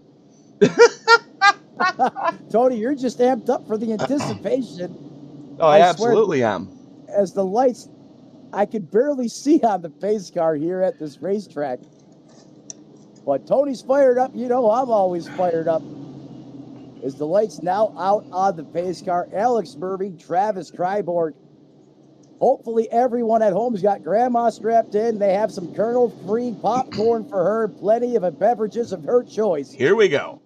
Now it's time to wipe the visor and adjust the 5-point harness. Grab the moonshine because it's time to get it on in North Wilkesboro. Race fans, it's showtime! Showtime engage as Alex Murray, Travis Kryborg drag race through the turns 1 and 2 complex for the first time under all-star conditions tonight. The 21 has the advantage on the top side, but here comes the 22 of Murray as they are door-to-door leaning on each other. Coming to the stripe, it's going to be the 22 at the line. By about half a fender as the 21 still working that second lane. Everybody pretty single-filed behind these guys, and we're going to stay with this battle as we got a little bit of beating and banging going on there just inside the top 10. Nolan Hodgson, Kavaja Holt, and Nick Stein going after each other back there, but this battle for the lead still hot and heavy, and you got to wonder, is Murray just burning up that right front tire, running as low as he has to stay off a crane board? Well, you would only think that, but look what happens when you uncork these boys. You take points out of the equation, and you say, have at it. What teammates, Tony? They are dueling here for the lead as now the 21 finally clears Kryborg to the front. Alex Murray now in second. Miller up in the third, Root currently sitting in fourth as he's got Brandon Edstrom right there with him. And we're under caution, and I don't have it. Uh-oh. What happened to the Trish's Hope 00 of Kavaja Holt? He's going to get some help here from the 35 ride, perhaps. He's got Hodgson behind him and the 02 on his top side. That's Nick Stein. Yep. Comes off that corner a little high, and Stein was there. Oh, and if you listen to the interview as we closed out the Open, Kavaja Holt even said, or I'm sorry, not Kavaja Holt, 00 even said he has horrible luck. And again, that luck, that lady luck, just plagues the 00 here as he is now involved, which brings out the first caution here on the racetrack. Here's the good news. He's still on the lead lap. And not a lot of damage to that Ford Mustang. No, just a little bit on the right side. You can see just a little bit of a crinkle in that right front fender. But nothing major, nothing egregious as field's starting to form back up now as we go back to live. Ooh, some pit strategery going on. See, they're listening to the broadcast crew, Tony. You got to go Las Vegas mode tonight. I'm telling you, if you want something for the Iron Curtain clan, you're going to have to dial it up really big here to spoil their Christmas cookies. Cody Colley's taking 4 tires. There it is. And so is Bennett Allen. No? No, maybe not. Damage repair. Tony, don't tease me like that. Hey, I was teasing myself because they spent an I know. extended amount of time on pit road as Oh, you know, John Wilco fuel only, but here we go. His lights are out on the pace car. This time, Cranborg going to have the button. Again, choosing the low lane. This is about to get fun, Matt. yeah, I can't wait to watch this restart again between Kryborg and Murray. If it's anything like the first one, hold on to your seat, because it's about to get bumpy. That pace car pulls on. We are back under green flag, and the 21 catches everyone on a snoozer. But look at the 22, tries to cross over. Kryborg says, not today. Gets a heck of a run off the corner, coming through the turns 3 and 4 complex in that Ford Mustang. It's 1-2, 21 and 22 at the point, but here comes Jeremy Miller in the 30. Oy! Whoa, coming off the nose of the 69-man Raymond Root. What a save by Miller. Miller had to chase it. Luckily, he caught it, and we are back under caution, and this time it's Mr. Rogers. Uh-oh. What happened to Dave Regal? Well, whatever happened to him, which we're going to find out here, it doesn't look too bad. And that is only going to help the candor inside the gentleman driving that race car. Because we know what, hey, when he just comes up in chrome horns to 75. No, I think he jammed on the binders to not get into Charles Eaton. Or that's possible too. That's more what it looked like. And let's take a look at what the iRacing blimp picked up. Keep your eye on the yellow and red car. And that's Charles Eaton in the green and black car in front of him as they haul it off into turn number 1. It looks like Regal had a jam on the binders. Oh, yeah. No, that's exactly what happened. Jammed on the binders, too much rear brake bias, and everybody doing an amazing job to not get into him. Yeah, Regal just had so much more closing speed there. He probably didn't realize he was coming in. He was that much faster. And like you said, Tony, when in doubt, go to the eye in the sky. A lot of brake bias in that race car, which you need here at North Wilkesboro. And around Regal goes. And it looks like Miller and Allen bringing it down pit road to get some damage repair on those cars. Yeah, Allen's wasted no time, getting to work here in that Chevrolet Camaro. A little bit of damage on that race car, taking advantage of these early cautions here to get all those dents and dings popped back out. Well, Cranborg, Murray, Edstrom, Root, Piscota, Marty, Hodgson, Stein, Samuelson, and Eaton, your top 10 as we currently sit. All the cars still on the lead lap. That's the good news. Bad news, all the cars are still on the lead lap. Let the melee ensue. Yeah, the bad news, the Prodigy Esports boys are back to form. We know what this can do here, Tony. We've seen it time and time again this season. Gonna re-rack them, restack them here one more time. Alex Murray has the button. Krayborg on the outside. Brandon Estrom and Raymond Root. Actually, I think Cranborg has the button. We're about to find out. Yep. And here comes Root to the inside of Murray going into 1. Look at Root working the bottom of that racetrack, making that car getting around there the short way. Press him to watch him drive that Camry here. Is he still in the Camry? Everyone else has moved over to the Ford, and the Fords are just battling here out in front. Look at the... Tony, you couldn't fit a piece of paper between Kryborg and Murray there coming off the corner. No, I don't think you could, as Murray just reset fast lap of the event with an 18.38. As taking a look back through here, Miller wasted no time picking his way through the lap cars. Holt sideways going into 1. What a save by Holt. That should have been disastrous at this racetrack. He somehow finds a way to get that Mustang back on course. Save of the race so far to the 0-0. Miller looking to make it 3 wide as that's Chris Claude and Tim Cook right in front of him. Thinks better of it. Waits till they get to the straightaway. Claude down on the low side, trying to get down and out of the way. Knows Miller is coming with a good head of speed. Yeah, Miller has turned up the wick, engaged the afterburner, he is targeting Timothy Cook, who was up 3 spots here in the early stages, but Miller is there and on the bottom, setting the low line ablaze around North Wilkesboro Speedway. Has the spot, claimed another one, and is on the prowl for more. Next up, Charles Eaton. Something happened to John Wilco.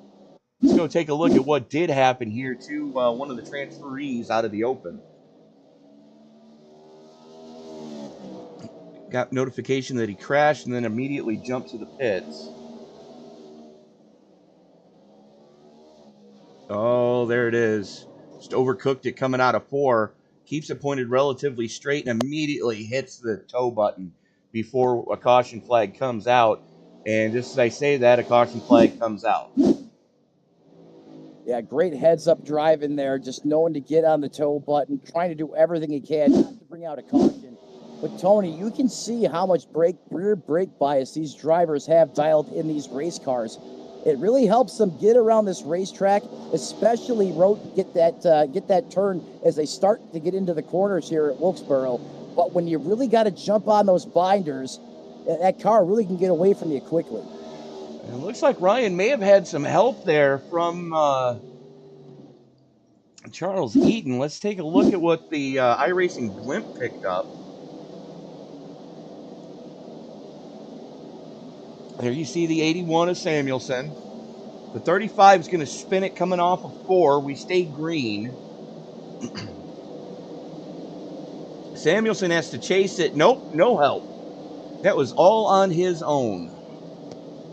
So I do apologize to Charles Eaton for saying that he may have had a hand in that. No, you were just the closest person to him when he stepped on his own junk.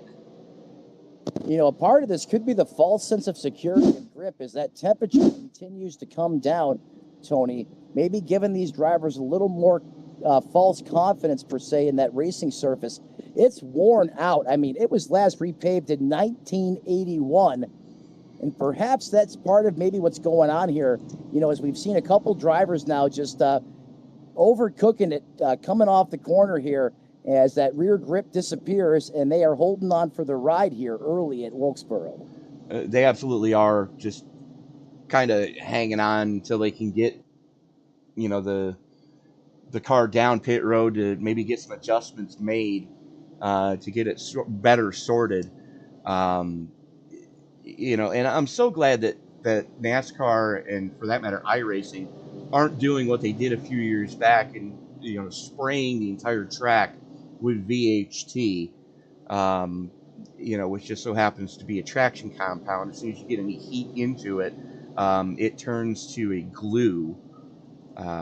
So, you know, it's the stuff that they normally spray on drag racing surfaces to get those cars to hook, and I really think that it takes it out of the driver's hands when you add things like that to a track surface to get that artificial grip. It takes the driver almost completely out of the equation. It does, in a sense. It almost turns it into a slot car type racetrack where everyone's just trying to run the sticky stuff the entire race. Yeah, the only problem is the stuff wears out about lap 20, and then what do you have? You have an ill-handling race car and a driver that doesn't know what the hell they're doing. And I think sometimes as that VHT wears down, as we get ready to go back green here, sometimes it can be even slicker. Is the 21 wastes no time jumping back on the loud pedal back to the point, but here comes the 22 dive bomb attempt. Denied by Kryborg. Murray remains in second place, followed by R.J. Root. Here comes Edstrom. Edstrom and Stein and Piscota. Yeah, you remember Piscota, of course you do. Front row Joe from the first heat. Here he is on the move. He's still having a great run here in the early going here in the main feature event tonight. And look where Jeremy Miller is now, up into 8th. This guy, is just incredible right now. He is giving it his all out there right now. No points on the line, doesn't have to take his time, and he is loving it. He is looking like Mr. Excitement Jimmy Spencer out there on the racetrack, as he's now up to 8. I don't believe it, Tony. 7 of your top 8 with a Prodigy affiliation. And then you've got poor old Tanner Marty there, the lone Chevy in a sea of Fords. Hey, props to Tanner Marty, Oh! carrying big time howitzer for Stein. That 02 Mustang has got a nose full of trouble in that Ford. Watch this, Tony. There you see Stein bounces off the wall coming out of 2. That had to rattle him a little bit. And coming off of 4, just overcooks it. And all by his lonesome self-spin to the tail end of the lead pack. Yeah, he lights the tires coming out of 4. And once you do that here at Wilkesboro, everything is going to feed down to the bottom. Smacks the inside retaining wall. And that Ford Mustang, that nose is a little out of shape here, Tony, in that 02 machine. Just a bit outside. Calamity Corner seems to be turn 4. And that's where the sun's been hitting all day. Look at where the shadows are. 3 and 4 have gotten the sun since early morning. Right, and that's right where you want to start picking up the power too. And that's, like you said, Tony, the sun's been there all day, so obviously that's going to be the hottest spot potentially on the racing surface. And it just so happens where Calamity Corner is as well right now, is you see some shadows starting to form on the racetrack as we get later on into the afternoon and early evening here at North Wilkesboro. Well, this track's set up in a north-south configuration. Turns 3 and 4 are actually at the north end of the track, so 4 and the front stretch and turn 4 have been getting the sun all day long, as we are about, I believe, a little after 5 in the afternoon. Yeah, about quarter after 5 in the afternoon here. Track temperatures dropped to 94 degrees under partly cloudy skies. But this is just... It's a fun one. Let's put it that way. Oh, it certainly is. It's been everything you'd want an all-star race to be and more, especially the Open. That was a real thriller. Mm-hmm. And the other part, Tony, is, depending on how great this race goes, this track is going to go through quite a transformation here before it's all said and done.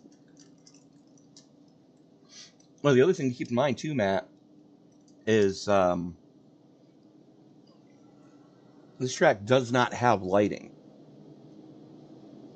So we do have to be a little bit mindful of the time that this race has gone on, as Craneboard electing to take the outside lane, putting RJ Root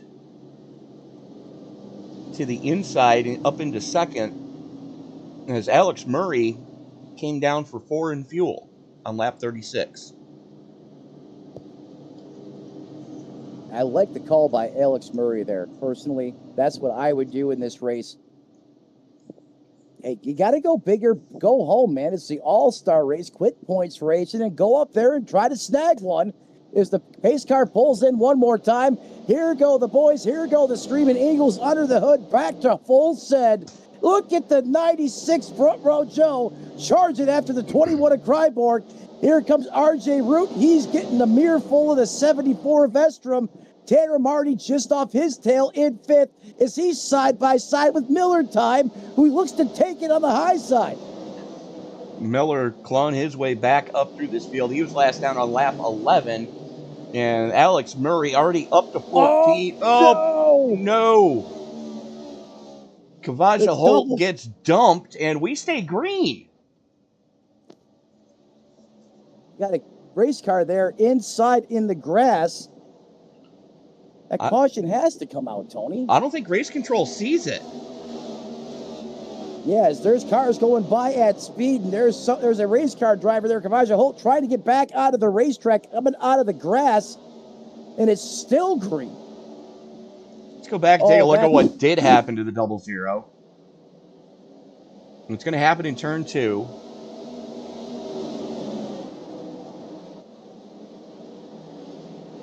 Gets into it with Charles Eaton, gets the chrome horn from the 35 at the same time. It unloads the rear. And around goes Holt. But again, we stay green.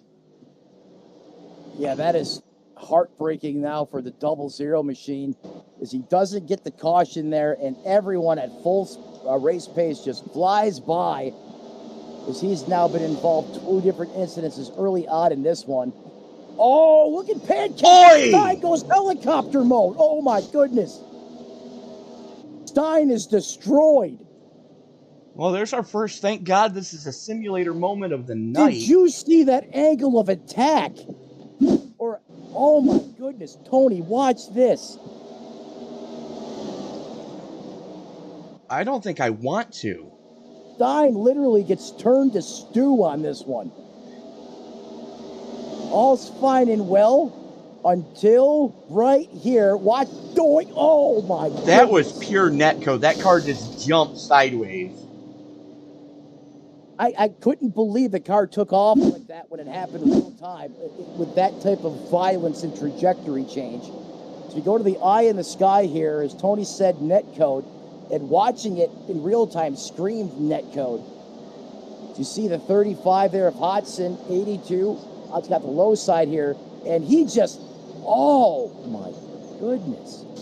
That's hard to watch. That's the same type of crash, same angle that Kenny Irwin, Adam Petty, Tony Roper, Richie Evans, and Dale Sr. had.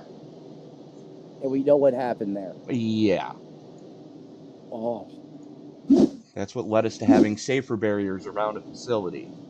Which, in this configuration, it doesn't have. Correct. It does now, since it's... Oh, yeah. It's now... when they scanned it here for iRacing, no safer barrier. That is concrete. Oh. And for those of you wondering, it's called a basilar skull fracture. It's where your brainstem disconnects from the brain itself. This Stein just is probably stunned right now. He can't believe what just happened to him. Is you have to imagine he is now out of contention with an impact like that, Tony. Oh, yeah, no, he's put it on the hauler. Immediately just put it on the hauler. But, you know, the good news is in a crash like that, you don't feel a thing. The bad news is in a crash like that, you didn't feel a thing.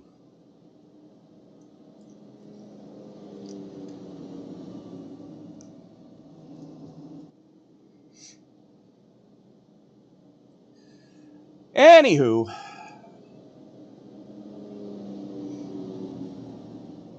what racing we have seen so far, and you know, you kind of hit the nail on the head earlier, Matt. Take the points out of the equation. This is just for bragging rights and a $50 prize. The aggression level has gone up.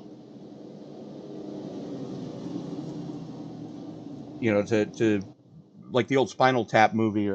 This one goes to 11.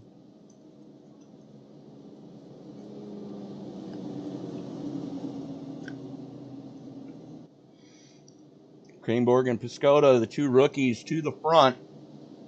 Forward on forward action. Let's see what type of restart we're going to get this time.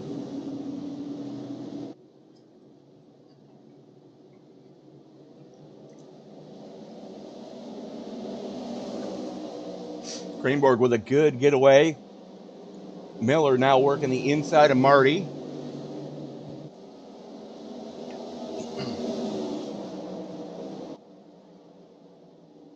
And here comes the 09 of Tim Cook.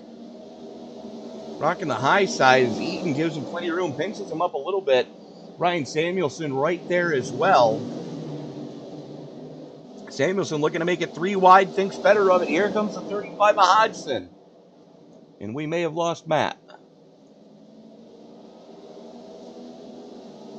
Oh, Eaton goes around.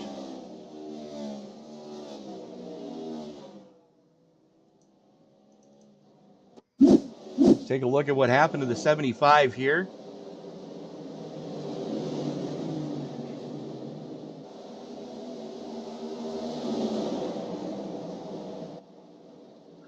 Catches that curb, washes the front end out, and gets put in a 3-wide situation whether he wanted to or not, and around goes Eaton.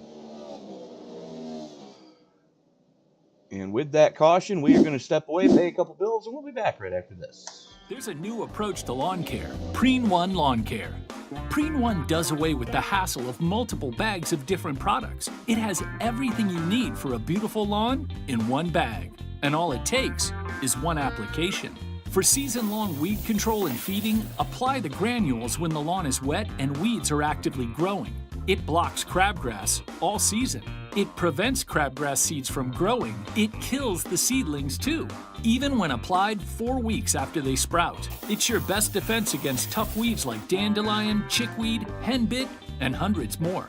Plus, its slow-release formula feeds the lawn evenly for months to build stronger roots for maximum heat and drought resistance. Preen One delivers convenience and better performance in one package with one application. Spend more time enjoying your lawn and less time working on it. Preen One, and it's done. It's a lawn dream come true.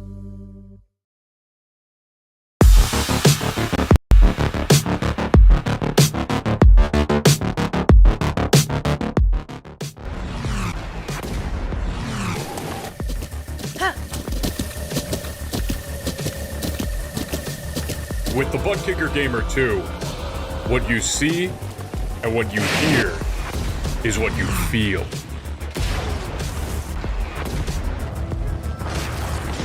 Butt Kicker. The future is feeling.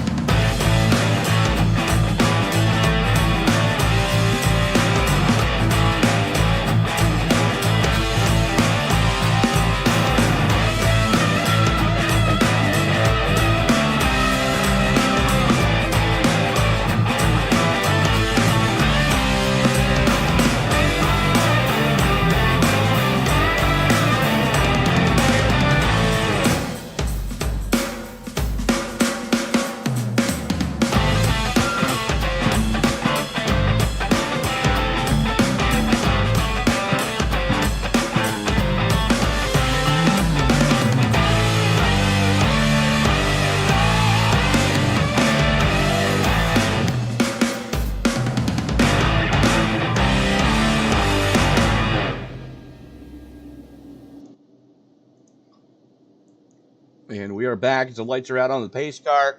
Cranborg still has the button as we are working lap 55 up 200, just past the halfway mark in before the competition caution.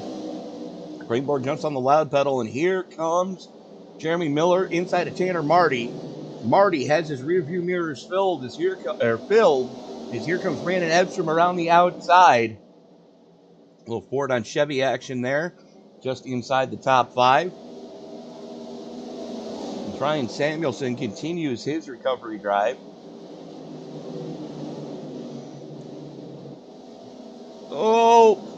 Oh my. Samuelson and Root, the two Toyotas, getting involved in that one. What did take place?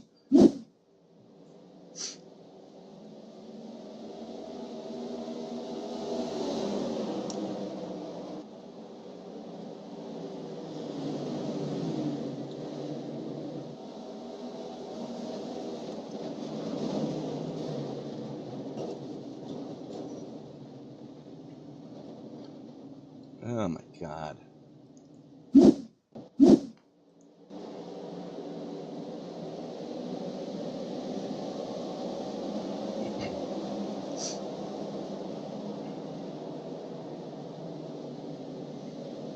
The 81 gets a little sideways, chases it up the hill, gets hit by 2 of his teammates with nowhere to go. As Dave Regal just door blasts the 70.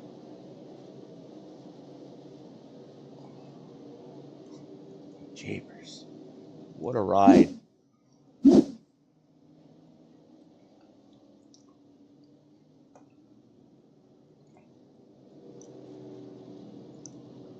Just like that, we are back under caution.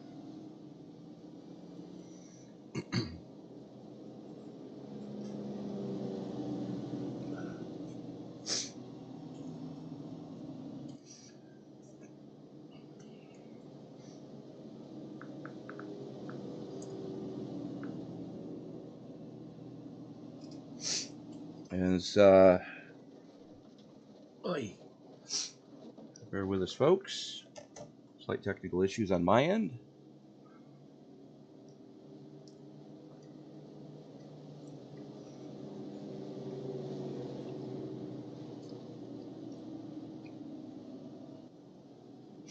Craneboard, Piscota, Miller, Edstrom, Marty, your top 5. Gengler, Claude, Cook, Allen, Eaton, and your top 10.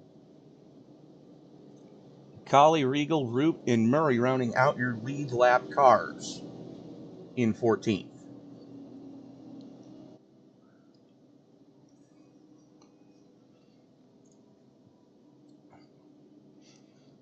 Thank you all for joining us in the live chat.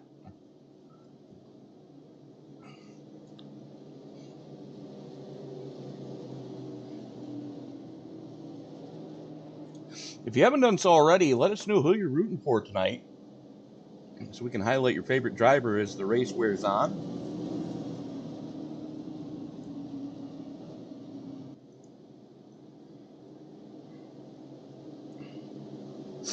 Travis Cranborg has led from about lap 5 on so far. I'm sure he would like to lead right up until that competition caution to bunch the field back up. Anything within 5 laps, that'll be the competition caution. As Craneboard jumps on the loud pedal, here comes Miller up the inside. Craneboard, Miller, Piscota, and Marty all right there, as is Edstrom in the 74. Marty caught on the low side, not where he wants to be.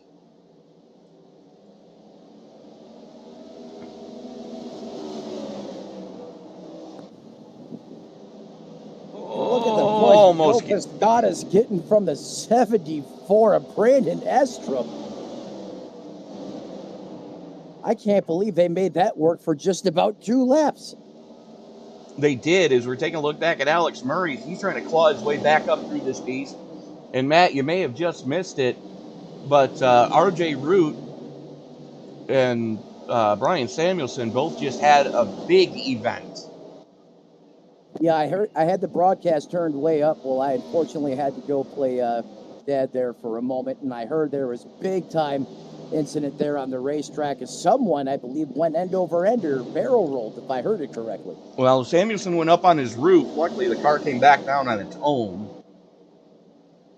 As we were watching this battle just inside the top 10, that is the 15 of Bennett Allen in 7th, Alex Murray in 8th, Chris Claude and Charles Eaton right there as well. Here comes Chris Cook and Raymond Root back into the equation. And don't look now, but that's Dave Regal. That's what I was going to say, Mr. Fury from the Open. I mean, his Camry is working really good tonight for Regal, and Chris Claude's car looks on point at times throughout the course of tonight, too, as you see him going upstairs.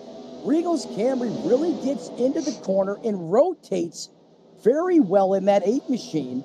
I know he's been on the, Those kids guys have done their homework this week. Exactly. You know, he's had a little bit of some bad luck here to start things off, but as you can see, he's able to clear the 10 of Claude there. And where Regal's car really shines is once he starts to get, 20 laps or so on that 8 car, it really is able to get down low and rotate these corners, and that's where it seems to shine, just like it was in the Open, is Regal now up to 11th, Chris Claude up 5 spots in 12th. I expect these two to come more towards the front as we go back to the 69 machine of Raymond Root and Alexander Klenner. Excuse me, that's for 10th place on the racetrack. RJ Root up to 9th as he continues to try and rebound from that horrific crash moments ago on the racetrack. Well, he didn't catch a huge piece of it, but both he and Murray are the two cars that Samuelson was racing around. His yellow flag is back out. Oh, no. Not again. Oh. Kavaja Holt, problems off of 4. The dagger through the heart just continues for Kavaja Holt after having a podium finish there in the open. Oh, it's like he has just this black voodoo cloud over Mustang as he just gets hip checked in the back door by the 62. Hello. John Wilco whacked him.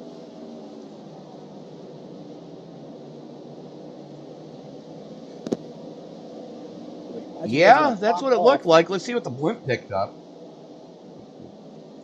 Here they are going into 3, and yep. Point. Two.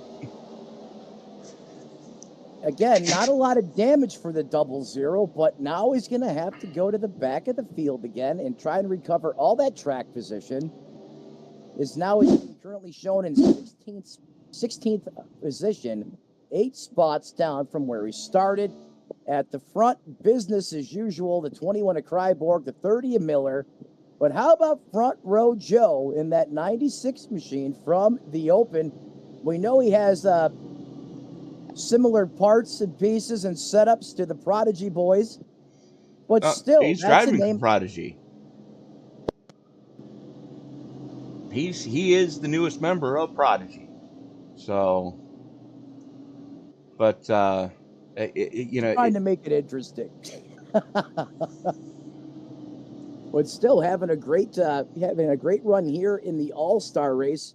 And Tony, if you remember, he just about dominated that open.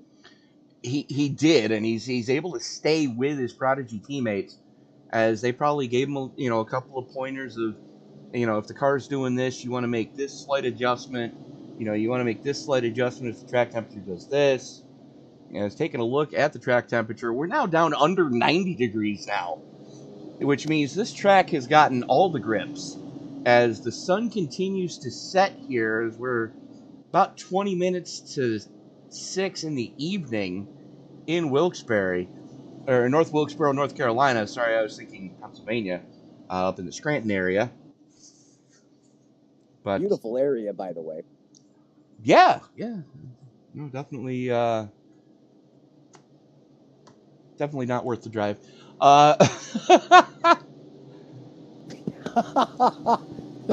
Well, I happen to like driving through there when I'm coming back home. But if I'm driving through there, it means I'm going one of two places. I'm either going to Lernersville or I'm going to Williams Grove. That's fair enough. And that would be about the only reason I want to go through there. No, I take that back. If I go to Maple Grove as well. If you ever drive through Scranton, I'll come back to this. As keep going. Those lights are out on the pace car. Just keep going. You won't regret it.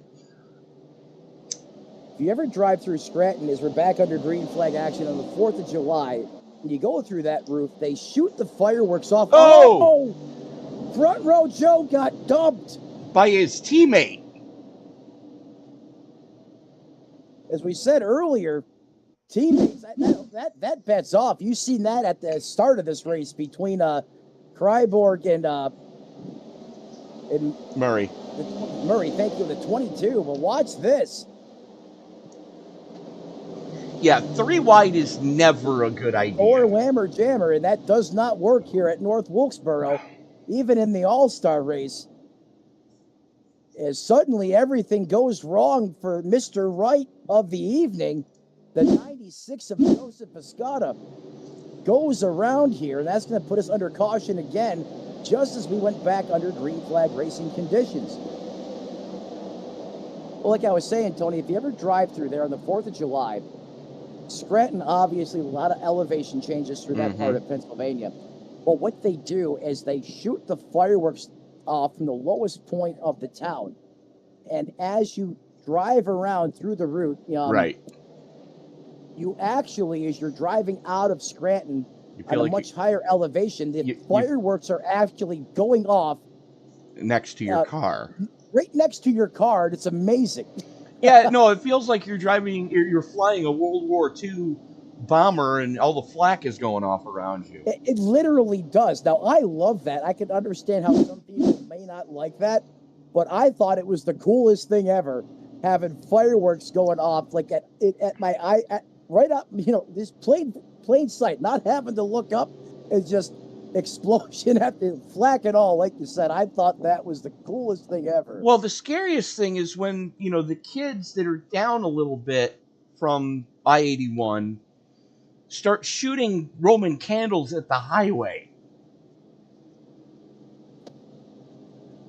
I missed that part, as I think I timed it just right as the main event was going off. That's how I caught the fireworks display. But you're right. I could see how that could be a problem. Well, it's not just the kids in Scranton that do it. It's through most of Pennsylvania. That's the biggest pastime of the delinquents on the I-81 corridor through Pennsylvania is, kids shooting Roman candles at the passing tractor trailers in the middle of the night.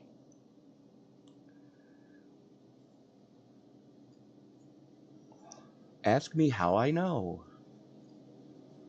Because you've been there, Tony. Because I was one of those tractor trailer drivers. Tony, there's not a lot you haven't done, I'll say that. I've never shoveled chicken shit for a living. Well, Tony is not a farmer.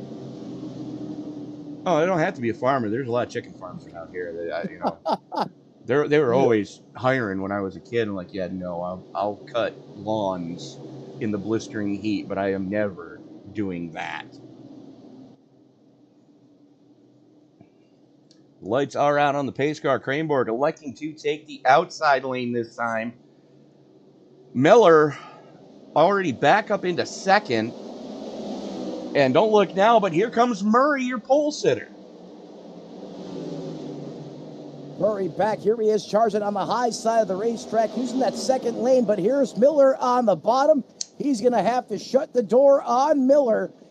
That Ford is now going to reside in third place, looking to dial up the pressure again on Alex Murray in that 22 machine. Stem to stern are the top three. Then in that fourth place position in the 15 of Alan Bennett, up 11 spots, Tony. Remember, he had trouble earlier in the race as well. Not anymore, as he is the man on the move in the Camaro, going way up north there through turns 3 and 4 there. Or I'm sorry, as you go down the backstretch, that was 1 and 2. Now takes it back down low to the preferred line through 3 and 4. This going on just in back of Jeremy Miller, who is now back to third on the racetrack. Well, here's the thing: is Bennett Allen in the early laps of this race may have been set up a little bit on the looser side than anyone else. And now that the track temperature has come way down, the grip level has gone way up, the track's starting to come around to the 15, as he's currently your biggest mover at plus 11, sitting in fourth. Yeah, that car has come alive really quick, fast, and in a hurry in that 15 machine of Bennett Allen. As we got a little bit of a slugfest going on, as RJ Root working on Dave Regal right now. And there's the 29 of Tanner Marty there as well. Oh, hang on to her, Tanner. Oh, he's going to catch his breath, possibly change the race suit as well, as he continues to charge on. Oh, look at the 35 Hodgson. Gets into the back of Marty there. As now they're almost 3 wide. That does not work. Marty backs out of it. Marty got the hell out of Dodge. Yeah, because he knew. As here comes Piscata and Regal now going after each other. A little bit of different tire strategy here. Regal was down on 58. Piscata was down on 80 as we are 10 to go before the competition caution. Right, if you remember from race control and the league commissioner as well, Chris Claude said around lap 100, did not say a specific lap, but we are looming as we are 92 laps into the bank so far here in the All-Star race right here from North Wilkesboro, North Carolina, is now we really see Alex Murray starting to put the pressure on Travis Cryborn. And the thing is, Murray was last down on lap 59 for fuel, and he's been down more times than that. He's already changed at least one set of tires. Cranborg is still on the original fuel that he started the race with and the tires, and that just goes to show you right there, clean air is king here tonight at North Wilkesboro. Well, clean air is one, but you cannot deny the talent that's inside that 21 machine either. I mean, that guy is good, and he is young, and that's the scary part about the situation. You're absolutely correct. And, the fact that that young man has as much racecraft as he does at such a young age, I'm thinking he needs to be put into a driver development program. Tony Stewart, if you're listening, you need to look up this kid from Southampton, New York. Yeah, I agree. And I've went to bat for him on the broadcast as well, as he is just such a dynamic talent in that race car. Old tires, he's still on point. I mean, fighting off one of the best in the series, and Alex Murray in the same equipment that he's driving, but still able to outbest him, even with those old Goodyears on that Mustang. And these guys are putting on a clinic right now as they're starting to pull a gap on Jeremy Miller. And then you've got some battling going on back there. It was Charles Eaton and Bennett Allen starting to heat things up. Cody Colley, who was a lap down at one point, has now got RJ Root all over his back bumper. That's your battle for 6th and 7th, and Piscato's right there as well. Good recovery drive for that young man. Absolutely. Couldn't agree with you more, Tony. He was just off the short end of the stick, laps to go, and now he is right there inside the top 10 in that 8th position. As this battle for the lead is really starting to get thick and juicy. Here is the 22 of Murray, just pounded on the back of Cryborg, who refuses to give up the lead. And I don't know how much more Cryborg wants to test Murray, teammates and all, but it's not about points tonight. Clearly, he is letting the 21 know, hey, I would like the lead. Cryborg's not giving it to him. Perhaps someone needs to get on the radio and tell him, for the time being, let Murray by so you don't end up taking yourself out of this one off the front bumper of Alex Murray in that 22. Here we go. Opens the door. Cryborg charges back on the top, though. Doink. Aye. You can only ring the doorbell so many times, Tony. Alex Murray doing his best impersonation of Dale Earnhardt Sr., whereas Travis Cranborg is doing his best impersonation of Terry Labonte, circa Bristol 1996. Rattle his cage. Yeah. Well, Murray, as you said, he's doing a lot of cage rattling right now to that 21 at Cryborg.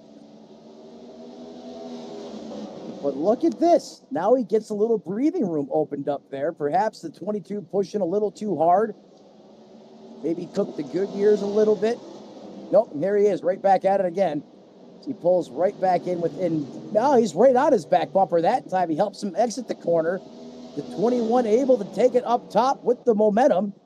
Now here we go. It's door to door. The 22 has the preferred line. Leaning on him. Lead with it. Drag race at the line. Advantage now to the 22 of Murray, who finally takes the spot from Cryborg. And as those two were battling it out, look who is now into the picture. Old Miller time there in the 30. And then look at the gap back to that 4th place battle between Colley and Root. Root going to send it going into 1. Slide job for the 69 up into 4th. Now he's going to try to reel in his teammates and put Colley back further. Yeah, unfortunately, Cody Colley up 11 spots in that 56 ride, up 11 spots, biggest mover of the race in 5th. But Tony, as you mentioned, once you get to that top 5, the competition really starts to get tough. is you have Raymond Root in fourth, Jeremy Miller in third, Travis Kryborg in second, and Alex Murray in the 22. And all of that screams, what Prodigy Esports at the front of the All-Star field tonight. Well, it's going to be... You got to wonder when that competition caution is going to come out, because Kreinborg needs a pit stop. He absolutely does, and I assume that he probably was under the impression it was going to be around lap 100, but now we're approaching lap 111 here as we go through the turns 3 and 4 complex there, led by Alex Murray, and we still no sign of a caution flag, Tony. And the last caution that we did have was far enough back that it shouldn't have counted for the competition caution. As that was well outside of, well before lap 90. Yeah. Matter of fact, it was back on lap 80 when Piscota got turned. As we're checking back in here just inside the top 10, this Tanner Marty, Nolan Hodgson going after each other. Now, Hodgson does have a win on the season. Sorry, a couple of podiums. But, yeah, no, he's got a win. Yeah, I was right the first time. Yeah, he definitely has a win in that 35. It's a very electric win as well, if I remember correctly. You are correct. Dover.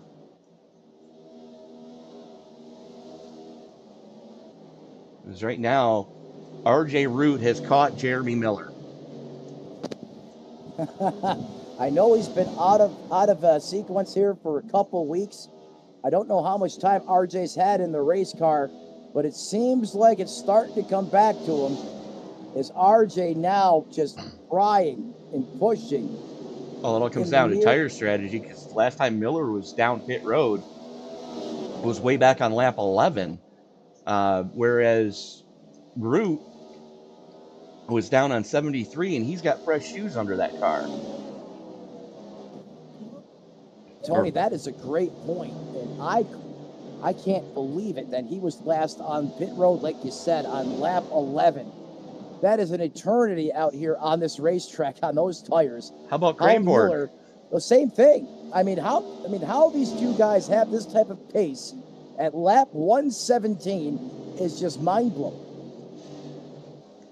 And now you got to ask the question: when is that competition caution coming out? We know it's coming.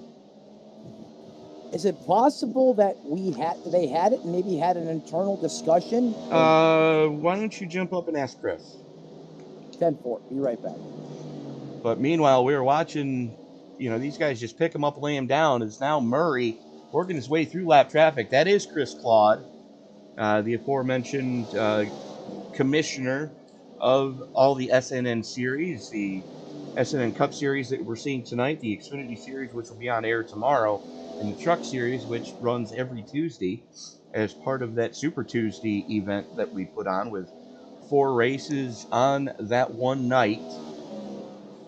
Right now, Murray, Cranborg, Miller, Root, Piscota, your top 5 all Prodigy linked cars. Edstrom also up into the mix. He's back up in the 7th. As he's got Tanner Marty behind him, but Cranborg and Miller starting to heat things up for second now. Looks like Cranborg's tires are finally starting to give up. Oh, contact. Miller sideways. Root straightens him out. So far, so good. Miller finally gets it collected, but loses to Piscota.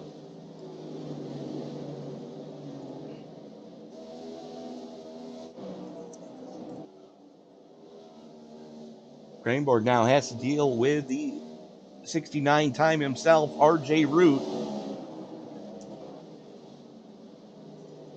Great recovery drive for the Toyota driver, as Cranborg finds himself in a Toyota sandwich with Chris Claude in front of him, who is a lap car. As this battle for second rages on, Claude goes up to the high side to get up and out of the way, as Root A little bit of chrome horn action to Craneboard coming through 1 and 2. They're both trying to clear Chris Claude.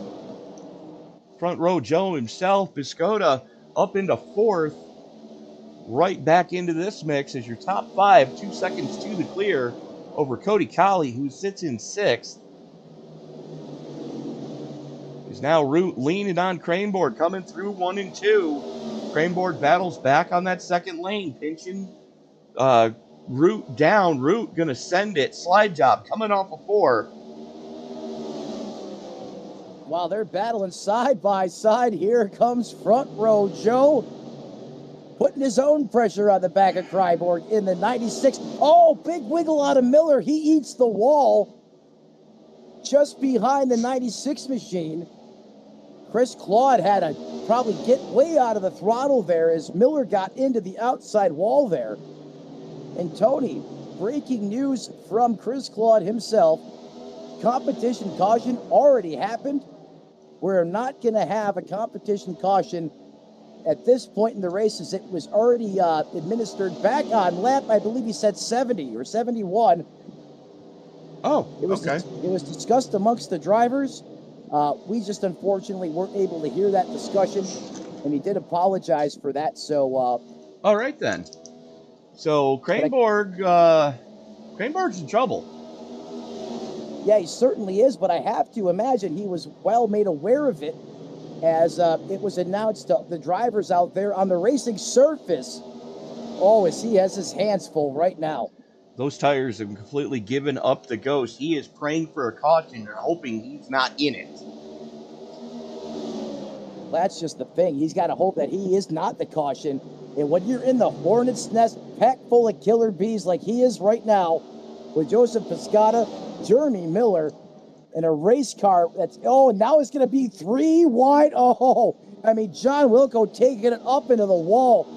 Great heads up by that man. He wanted nothing doing with that little battle. No, as you said, cheese grater and all to make sure he did not light the wick there as the lead lap cars were battling hard underneath him. Miller and Craneboard battling it out for 4th and 5th, and you can see the wiggle in Craneboard's number 21. Still on the same set of tires he started this race on. Still with the same tank of fuel he started this race on. And the question is, how much further can he go? Well, Tony, we know this kid can drive his tail off in the race car. No tires, no fuel, and he's still in 5th place out there with the tires he took the green flag on. I mean, do I have to say anything else about the talent in that 21 car? That is incredible. I mean, I've seen, 155, 160 lap runs in Martinsville, but it's been so long since we've seen a race here at North Wilkesboro. I wouldn't even venture a guess of how far he could make it. Now, here's the other problem. At some point in time, he is going to meatball because those tires are going to expire 100%. Like I said, he's praying for a caution, hoping he's not involved in it. Or should I say the cause of it, as they're working around a very hungry Toyota of Alex Gangler, that Tide Ride. And Gangler's there in 15th spot, up a couple spots from where he started, up 4. He did lose a few laps, though, in the pits. Yes, unfortunately, he is no longer on the lead lap, as good as that paint scheme on that 82 looks. As Cryboard continues to defy the odds and is able to be out there, it's still turning somewhat competitive lap times on shoes that should have been traded in long ago. To go now, drift back a little bit to 7th. There is Tanner Marty. Right where he started, Tony. Started 7th, currently 7th. Lap 139 being written in the books. Now, he does have a little bit of a tire advantage over Brandon Edstrom. So, I mean, these guys are definitely putting on a good show here. Edstrom able to just hold off that bow tie. And, you know, I got to be what it would take to be a fly on the wall in the team meeting at Prodigy. I'm wondering what was actually behind the call to go to the Fords. I mean, I'm still just as shocked as you are, Tony. I mean, I was pretty much rendered speechless during that interview. I mean, I had thought there had been a cataclysmic change, and you know, he had gotten placed in a Ford for whatever reason. Maybe multiple things could have happened, but it wasn't the case. It was a planned change. Well, you know, you see things like that happen, and you got to wonder. Cause, I mean, don't get it wrong. I happen to the next gen that I own. I drive the Clyde Torkel Chicken Pit Special, and if you get that movie reference, you're my friend. But you know, that's the only reason I drive the Ford is because I wanted that paint scheme. Yeah, good-looking paint scheme indeed. Are you familiar with the Clyde Torkel Chicken Pit Special? I'm familiar with the paint scheme. Does that count? But you can't name the movie, can you? No, I cannot, unfortunately. I had a very sheltered life. If our fans can name the movie, put hashtag and the name of the movie in the live chat if you get the reference to where that paint scheme came from. Fortunately, I'm on the outside looking in on that. I'll give you a hint. It's a Burt Reynolds movie. Well, my favorite Burt Reynolds movie, Smokey and the Bandit. No. But you probably... Yes, that's my personal favorite. No, this came out in 1982. No. 83, sorry. Oh, that got really close between Marty. Yeah, it did. Marty was not to be denied. As we are working lap 147 of 200 here tonight from Wilkes County, North Carolina. He's Matt Mettler. I'm Tony Trapasso. You're watching the Sunday Night NASCAR All-Star Race. 19 cars took the green flag, and we've got 16 still running. It's Tim Cook and Bennett Allen for position. This is for 12th and 13th. As Bennett Allen has gotten by Cook. Yeah, Cook running in that 13th position in that 09 machine. Bennett Allen now in 12th. He was much... Allen takes it up to the nosebleeds there. Just in front of him, Dave Regal in that 8 machine. And that would be for position between Allen and Regal. RJ Root is a lap ahead as here we go. Allen to the inside, Regal on the top shelf. Yeah, they were mixing it up there a lot. I got confused myself there. Oh, big wiggle out of Allen.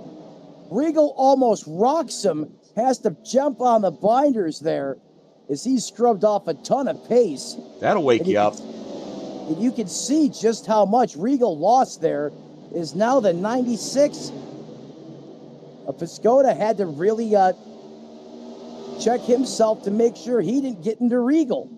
It's now they're side by side. They are at that as the Ford going to make quick work of that Toyota of Regal. As now Tim Cook is caught on the top shelf as here comes Jeremy Miller in the 30. The 09 got sent up to the top shelf and gets the piece of the wall. Miller's going to take that spot. Now he's looking for more as he turns it down low underneath the 8 of Regal. Oh, just about 3 wide there as Miller barely clears Regal. Regal's always going to run the high side here. It seems he likes it up there later on in the run. I mean, this deep into a run, Regal was last down on lap 58. Looks like something happened with Nolan Hodgson. What happened here? Yeah, the 35 side. Go back to the replay here. He's working underneath the 82 of Lanier. Going past the start-finish line, rolling down into one. And he is basically just about on the white line there. Oh, he gets squirrely, locks it down. And luckily, the 56, Akali, blinked at that moment, or else he would have been collected in that. Talk about having the leg switch at the right time. Because as he went back to the future mode, he completely avoided catastrophe on the racetrack, as Hodson certainly would have ate that race car right to the face. You're not wrong, as we're still watching this battle for 12th. Regal and Cook picking right up where they left off in the open.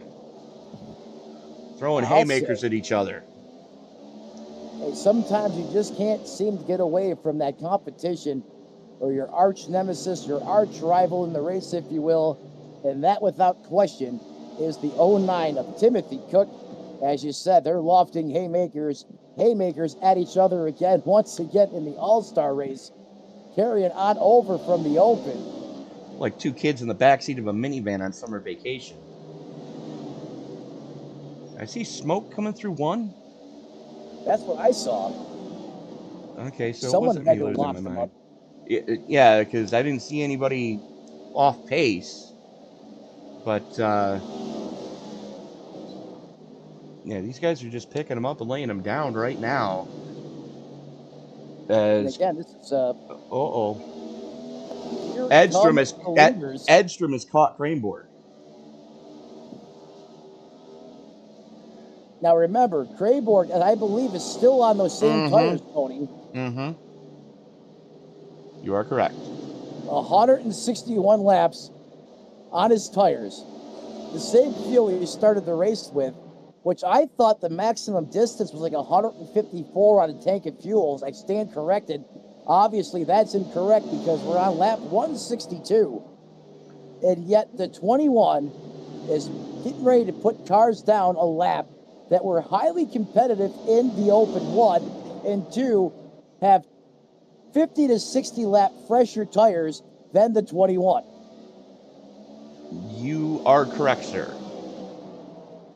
But unreal. You know, we got a 40 lap differential between Edstrom and Craneboard, but they've long since worn all the goodie off those tires.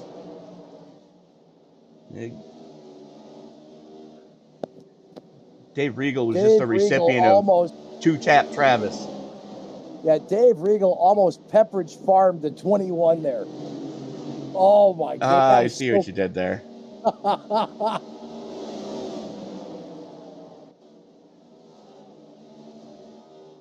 He's not giving up. I'll give him credit for that. No, he's not. He's fighting his heart out. And he has to know that, there's a big smoke show behind him. Uh-oh. As caution's back out, Tony. Lap 165, there's the break. I don't have it. I don't have it.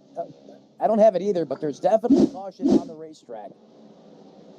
So now Cryboard gets the break he needed. He will be able to finally get some new tires and get some Sunoco racing fuel in that race car. Let me see if I can find it.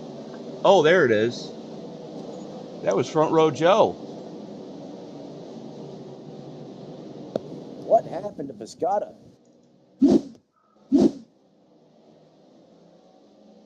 We're about to see. Hodson right behind him there in 35. Coming off the... Oh, no, it was the 15. Oh. Bennett's the one that lost it. Yep, that was Bennett Allen. Sorry about that, boys. Let's see what happened to Bennett here. He's trying to reel in RJ Root. That is a battle for position. Just a little too hot and heavy, locks it down. Just a little too brave off the bottom. And I understand you're trying to chase down RJ Root. Well, that came at the perfect time for Craneboard. Precisely. So we're going to get set up here for a Friday night old school style shootout And why not, as we get back to our racing roots, all the heritage here at North Wilkesboro, is somehow, some way, I don't have the words to describe what Kryborg just did on the racetrack, not pitting that race car through 167 laps of competition, is that will now give the lead to Alex Murray in the 22. 69-time himself, RJ Root, making his return to competition. And don't look now, but Front Row Joe, the winner from the Open, is in the Catbird seat in third.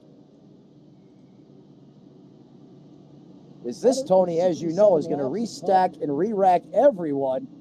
If you're on the lead lap, you got a shot. Well, you're not wrong. Bear with me, I've got to take care of something.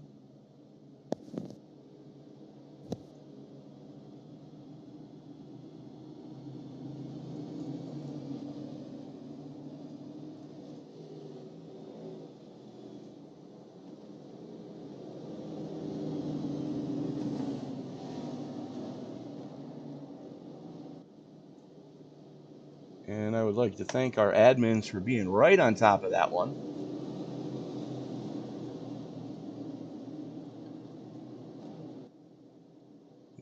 Spam somebody else's live stream, you bastards.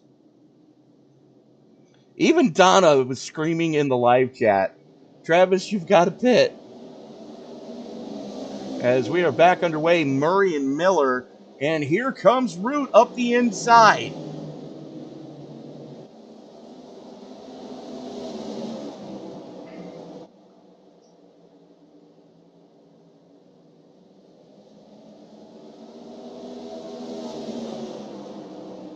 And now your top 6 cars with a Prodigy affiliation. Oh no! Edstrom just got sent.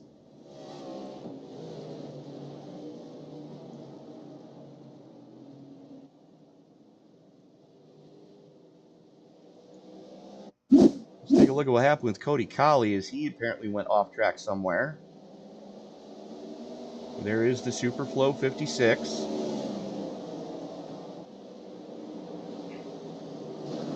Just a bit outside. That's what actually brought the caution out. And then we go back and Edstrom gets sent coming off a 2. There is the 74 of Edstrom. There goes Colley behind him.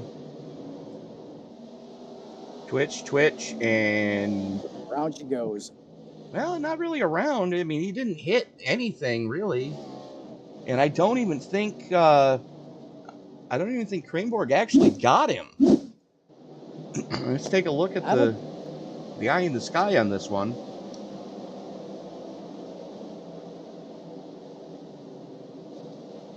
If Kraneborg did get him, it wasn't by... No, there was no contact. Never got him. Never touched him. Never touched him. Now, Cody Colley, on the other hand, there may have been a different story. There may have been a little bit of finishing off there. As Colley gets it sideways, going into 1. Regal's there. Colley. Watch how close Chris Claude. Oh, great heads up, jumping on the brakes. Great heads up driving for everybody around that one. Good grief.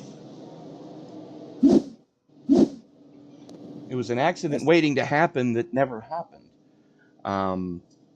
Just 2 really lone spins. Yes, just about simultaneously. A couple hundred yards apart, and that was it. As Alex Murray, Jeremy Miller, RJ Root, Joseph Piscota, Travis Kraneborg, Tanner Marty, Charles Eaton, Bennett Allen, Brandon Edstrom, and Timothy Cook rounding out. No, I'm sorry, Cody Colley rounding out your top 10. As Cook has brought it pit side to, looks like he may have taken 2. Yeah, Cook comes down pit road. Dave Regal, Chris Claude there, 12th and 13th teammates transferring from the Open. They both have had a solid runs all night. absolutely, without question. Granted, they haven't had the brakes fall their way, but they both have had solid runs. As the lights go out on the pace car, Murray electing to take the outside lane. Wow, he's going to give old Miller time in the 30 at the bottom. I'm telling you, there's something to that top lane, Tony, on these restarts. And I think it was more strategy, because look who's in third and fifth. That would be RJ Root and Travis Cranborg. Yeah. And look at the launch by Murray. And that's exactly what he needs, because he knows what's going to be closing in no time. As you know, the afterburner is lit in Cryborg in the 21. RJ Root Company right there, and you can't count out Front Row Joe, as he's in the mix as well. Side by side, here comes Cryborg to the bottom of the 96. Edstrom and Marty getting together, going into one. They tangle. The 21's around. The 21 almost gets punched in the face. I don't know how he missed him.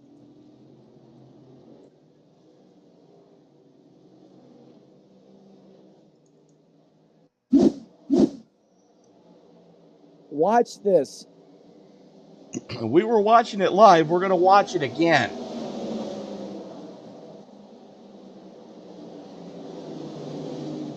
How Marty didn't wreck, and then this. Did you see Marty just squeak by? Another coat of paint, they would have been in trouble. Let's watch that one again. I'm going to go ahead and give Marty Tanner the time ride of the race. I'm waiting for that one. And then we're going to go on board with Tanner Marty. They almost have an incident of their own. Yeah, he got into it with Edstrom.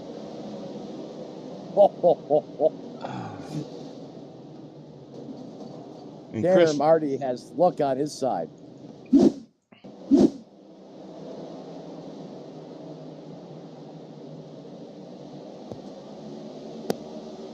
Eaton gets squirrely there. Eaton wrecks before this even cooks off.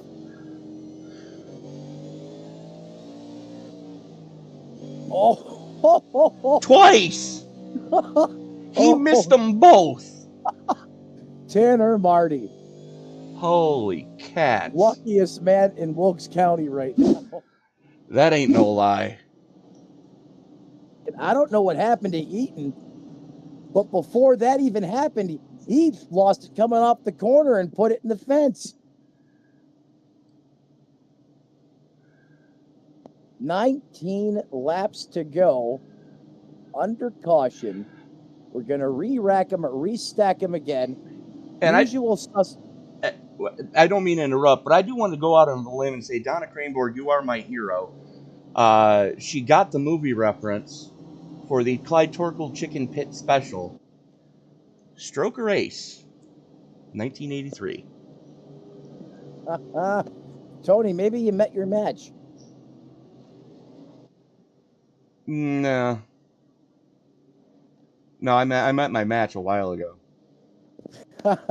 And we no longer broadcast that league because she and I got into too many arguments. Oh boy. And you know where I'm going with that one. Yeah, we don't need to go there. But lights are out on the pace car though, that I do know. Lights are out on the pace car, and this is about to get good.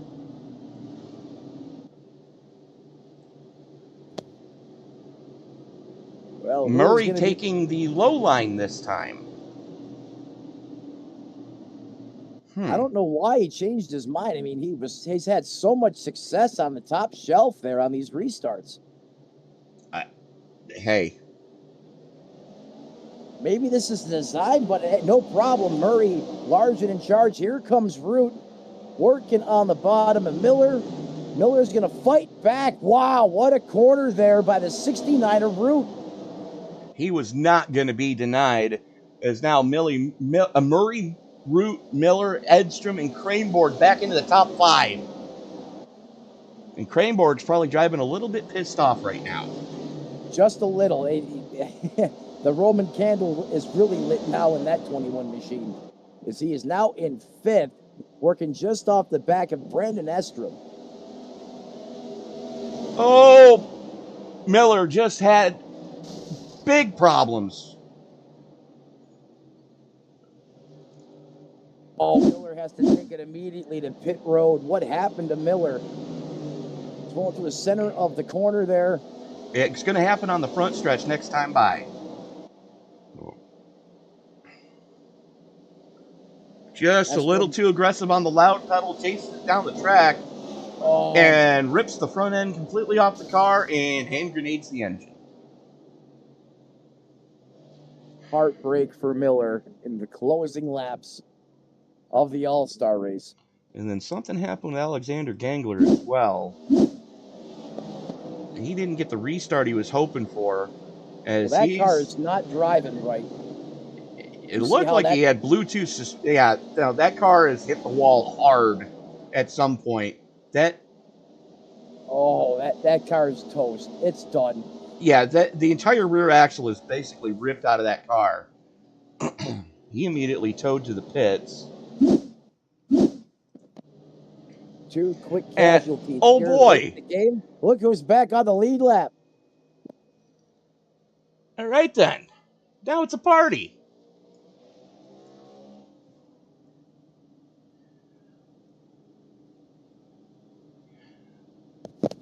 See what happens when Mr. Rogers finds the Viagra bottle?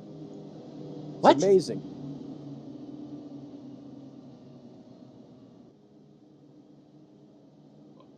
What? He's driving lights out tonight. He is amped. He is lit. He's been on the attack ever since the Open. Okay.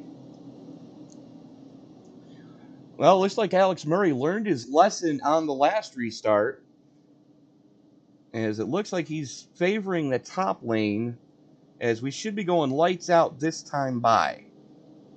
I thought for sure I was going to break you with that one. Still failed. Almost, but failed. No, because that used to be part of my Open. Oh, well, I didn't know this. Oh, yeah, no, I promised I would stop saying that when we switched over.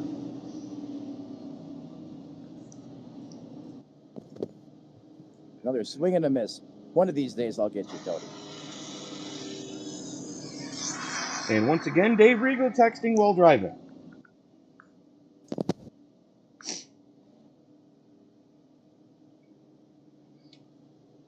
I could barely reach up for a bottle of water when I'm doing this, let alone sit there and shoot text messages to the broadcast booth. But yeah, and Dave's wondering the same thing you were. Did that just break you? No. See, Dave knew what I was trying to do. Oh yeah, no, he knew. Swing and a miss. So everybody says, show me Viagra. Anywho, Alex Murray elected to take the outside lane. RJ Rutos, Craneboard, back into the top 4, and he's going to be right behind Murray. So, advantage to the 21 here. Good luck, boys. Yeah, good luck. 8 laps to go. 8 laps to go, and here comes that all-wheel drive Ford Mustang on the top shelf. I know it doesn't have all-wheel drive, but it's... Oh, wait a minute. These guys are beating on each teammates. That's what I'm saying. Welcome to Prodigy, Thwack. Welcome to Prodigy, no. no points edition. Caution, back on the racetrack. Cryboard now up to 3rd. Hodson got into some trouble here as the entire front is now missing. That's on Eaton's car.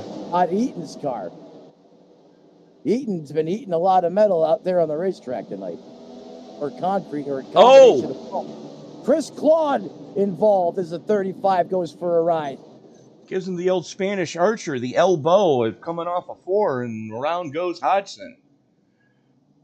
And I think that means... Does that mean what I think it means? Yes, it does.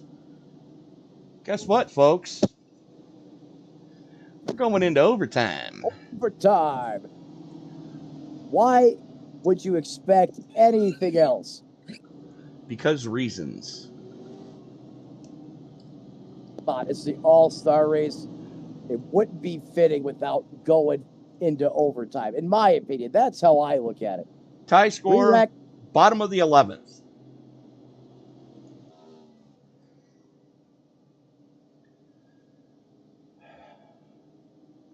Murray's got to play this one smart. Well, yeah, especially now because look who is right behind him.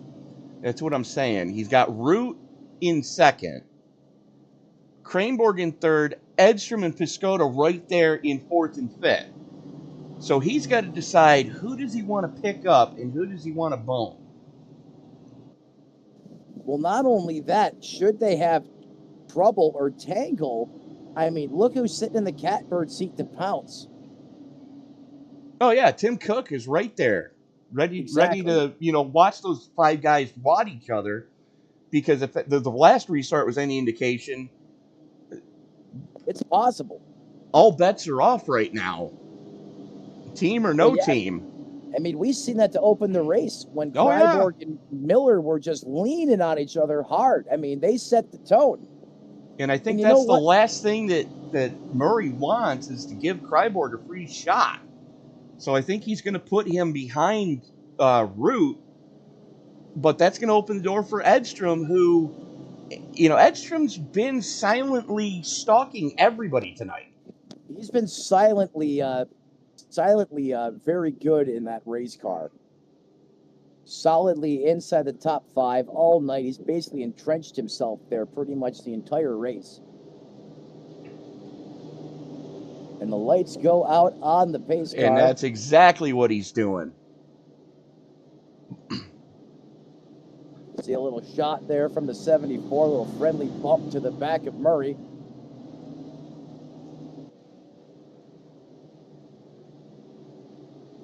Here we go. Murray doing a little bit of a dry hop there to make sure he's got the traction, but go ahead, Matt. I don't believe we're in overtime yet, Tony. Nope, this is a natural green-white checker. Yes, sir.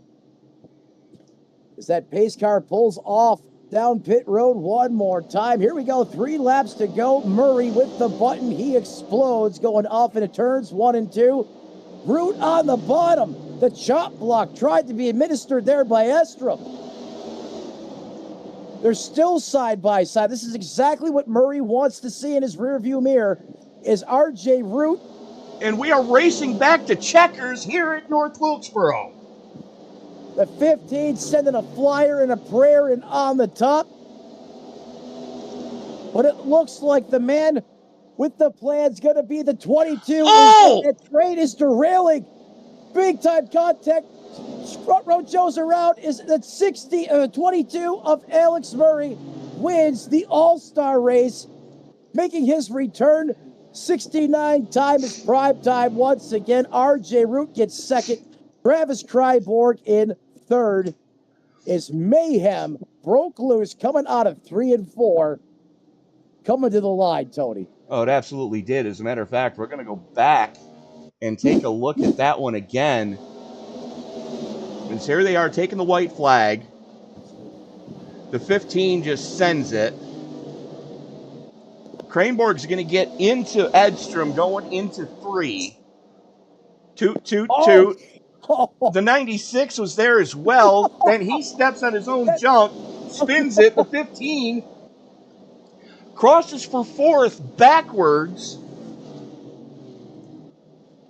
Oh, my goodness. That's a negative chain reaction for front row Joe. Yeah, I don't think that's exactly what he was hoping to do. And look at the 22 pulling something out of Kyle Larson's playbook when he burned it down all the way around Thatville. The Alan Kowicki victory lap. Good. The track that thou shalt not be named. But yeah, you're right. The Polish victory lap made famous by the last person to win the championship and own his race car, Alan Kowicki. You're absolutely correct there, Matt. And I believe you've got our race winner with you now.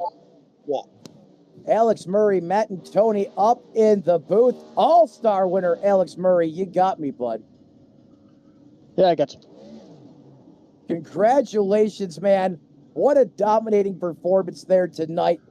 How were you able to hold these guys off restart after restart, especially with the likes of Raymond Root and Travis Kryborg hot on your trail?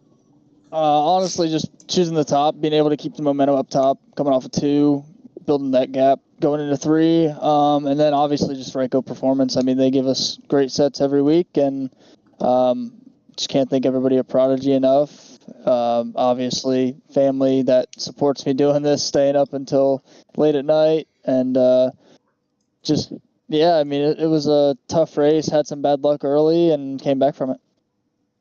Now, Concord, North Carolina, Charlotte Motor Speedway right there in your backyard. But this kind of has to be a somewhat of a home track for you, though, correct?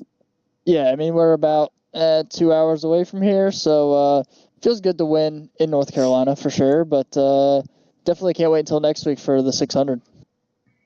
Yeah, I'll say, and the boys are back, and I know that you know exactly what I mean when I say that. I mean, you guys look back to form out there, just dominating the old steel curtain, if you will, here at North Wilkesboro. I know you have to be ecstatic, electric. Clearly, your teammates are for you as well. You liking this transition to Ford now even more? Yeah, I mean, Ford's the way to go. I know RJ didn't have a paint up for tonight, so he had to throw the Toyota on, but yeah, I think the Ford's a great move, and we're doing really good with it right now. We're pretty successful, so looking forward to seeing what we can do the rest of the year. Well, Alex Murray, one last question for you, and I'll cut you loose to go celebrate. You know, that track temperature really came down the later half of that race. How did that impact the balance of the race car in the final stages of the race? Honestly, the car was spot on from the start of the race. It was maybe a little free early, but once we got 60 laps in, the car was just on rails. So, like I said, I can't thank Ken over at Ryko Performance enough for building us really good setups every week, and really looking forward to the 600, see what he comes up with. Well, ladies and gentlemen, your all-star victory winner, your victor tonight, the 22 from Prodigy Esports, Alex Murray, getting it done here at North Wilkesboro Speedway. He's going to enjoy this one for a while. Tony Trapasso, back to you, sir. Well, joining me now is the man who made his return to the series, RJ Root. Timing is impeccable. Second place finish here at North Wilkesboro. How much fun was that, sir, calling your way back up through this field? It was an absolute blast on that long run, starting that run back in 15th and, just working our way through the field slowly but surely, let Alex get out to a pretty sizable lead there, but I couldn't get around lap traffic as good as he could and just slowly clawed my way to the front. And then once I got up front, just didn't want to look back. Well, did you see the carnage coming to the checkered flag behind you? I saw whoever was behind me go all the way up into the outside wall. That is all that I saw. I was too busy trying to not loop it, getting excited. Seems fair. But we go from the All-Star race, probably one of the shortest races we're going to have all season, to the absolute longest race we're going to have all season, 600 miles at Charlotte next week. What are your thoughts going into that one? I won't be here. I will be down in Charlotte hanging out with Alex and Travis and Brandon. We've all had this trip planned for the last 3 weeks. And so yeah, we're all going to be down there next weekend. So I think Alex might be racing because he's not going to the race. But I know Brandon Edstrom, Travis Kremborg, and I will not be here for that. Well, you heard it here first, folks. 3 of our top 5 in points are not going to be here next week. But RJ, who do you need to thank before we let you go celebrate and be sure to enjoy the race next week? I really got to thank Ken at Ryko. He threw this together for us. and I mean it was on rails all night long. I got to thank Your Change. I got to thank Caliber Collision, everybody at Prodigy, my girlfriend for sitting here next to me for the last half of the race, cheering me on. Got to thank Charles and Jeremy for keeping me company throughout the race, because I was getting a little bored. And just everybody at Prodigy. I mean, we've been doing killer this year. I'm really excited to see our team grow as much as it has. All right, RJ Root, congratulations on a podium in your return. We'll hopefully see you in 2 weeks. Thank you. And Matt, I believe you've got the man that led the most laps here tonight with you now. Travis Crayborg, driver of the 21 Prodigy Esports Ford Mustang. You got me, sir. Yes, I do. Travis, I know you probably didn't get the outcome of this race that you wanted. Obviously, certainly deserving of the win. But talk to me about just how did you make those tires last as long as you did? As I believe you went 160 laps or more on those tires. I mean, how is that even possible? How are you able to pull that off? Yeah, I think it was about like 167 laps on those tires before I finally got 4 fresh tires on there. But honestly, I couldn't really tell you how I made that work. I haven't gotten that long of a run yet on a set of tires, and I didn't really know what it was going to do. But I mean, I guess those cautions there in the beginning helped, not putting too many green flag laps on the tires. But once it started going green there, I was definitely hurting. The right front was pretty killed there at the end. I think it was like 81% it got down to. But I mean, we still showed some speed even with that many laps on the tires, and Yes, sir. I wasn't too happy with how it felt, but I was very surprised that it was handling as well as it did.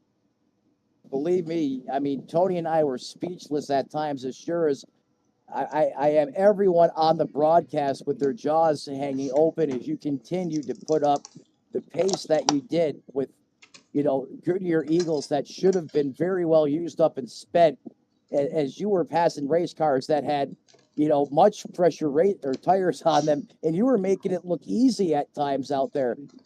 I mean, I know that, you know, you led a lot this race. I mean, you led the most laps tonight. Obviously, you had a bad fast setup again in that race car, as we heard from your teammate. Where did it finally go south for you here? I noticed you were missing a little bit there at the end. Was it just those restarts that were killing you that didn't allow you to get up there and challenge Murray for the win? Yeah, I think it was definitely partially on the restarts, but honestly, around lap 100, before the race, I know we went over rules and all that, and we're supposed to have that competition caution lap 100, and I guess we decided to change that mid-race, and I had already planned out my strategy based on that lap 100 caution that was going to be guaranteed. So when we didn't throw that caution at lap 100, and I had to go that long on those tires, that was kind of when it all fell through, and then I was back in the pack and to try and work my way up. I mean, clean air here was obviously a lot, as it showed with Alex being able to hold off every single one of those restarts. So yeah, as soon as I lost the lead there, I was kind of set in stone where I was going to finish, but it's all right. It was 3rd place finish. I'm still pretty happy with it. Hey, nonetheless, I mean, you want to talk about showing what type of a wheelman you are in a race car. I mean, when you put yourself against this group of this level of competition, and then you put yourself in such a hole like that with the tires, the you know, just, I mean, having Goodyears that were just expired, outdated, and probably nothing left compared to relevantly fresh tires, and you're able to run with the leaders for as long as you did. If you ever wanted to showcase your ability, I mean, point case taken tonight, number 1. I mean, number 2, Prodigy Esports is back. I mean, you guys brought it hard here tonight. I mean, next week you're going to Charlotte, the longest race of the year. What do you have for him there? He's going to be at the race. I think you might have heard by RJ and Alex, but Well, that's actually right. won't be here next week. I'm gonna Oh, be down there for the actual race, hanging out with Brandon, DJ, or hanging out with Alex, RJ. So it'll be a very fun time. Really excited to go down there with them. yeah, certainly the 600 is awesome. I've been there a couple times myself. As bad as I want to see you on the racetrack next week, certainly some time well spent and well deserved at the actual race. Who do you want to thank who helps you get it done each and every week in the 21, sir? First off, a biggest shout out here is to Ken Byron himself, owner of Ryko Performance.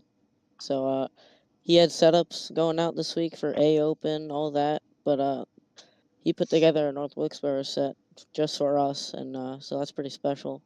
Put together this bad fast setup, and I can't thank him enough for it.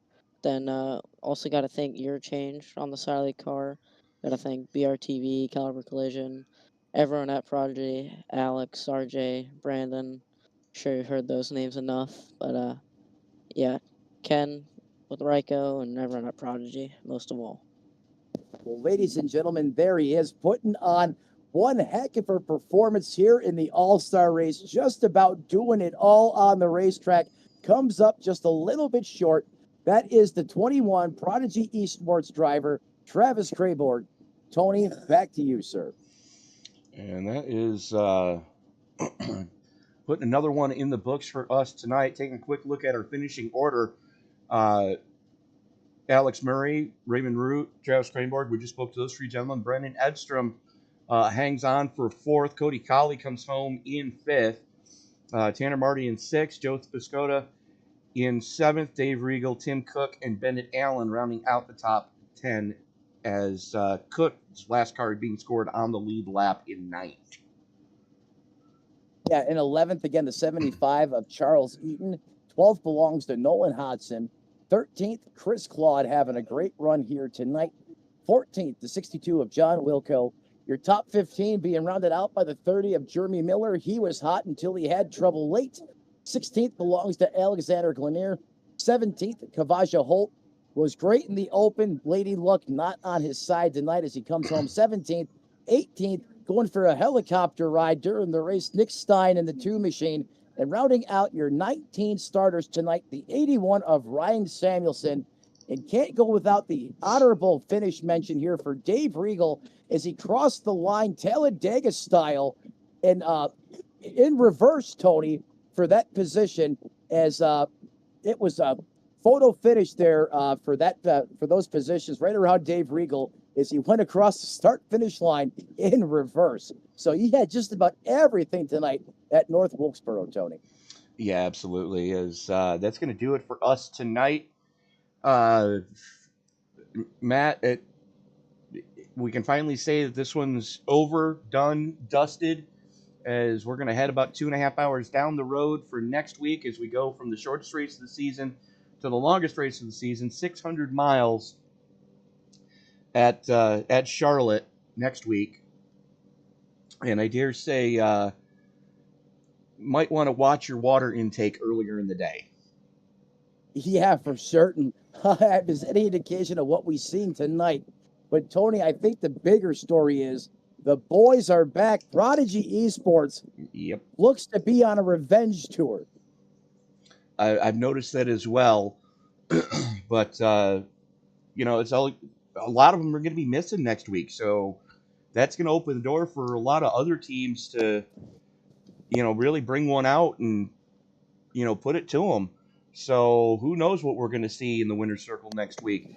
But you definitely don't want to miss a single moment of action. So hit that subscribe button, turn on bell notifications so you don't miss a single moment of action here on Sim Racing Media.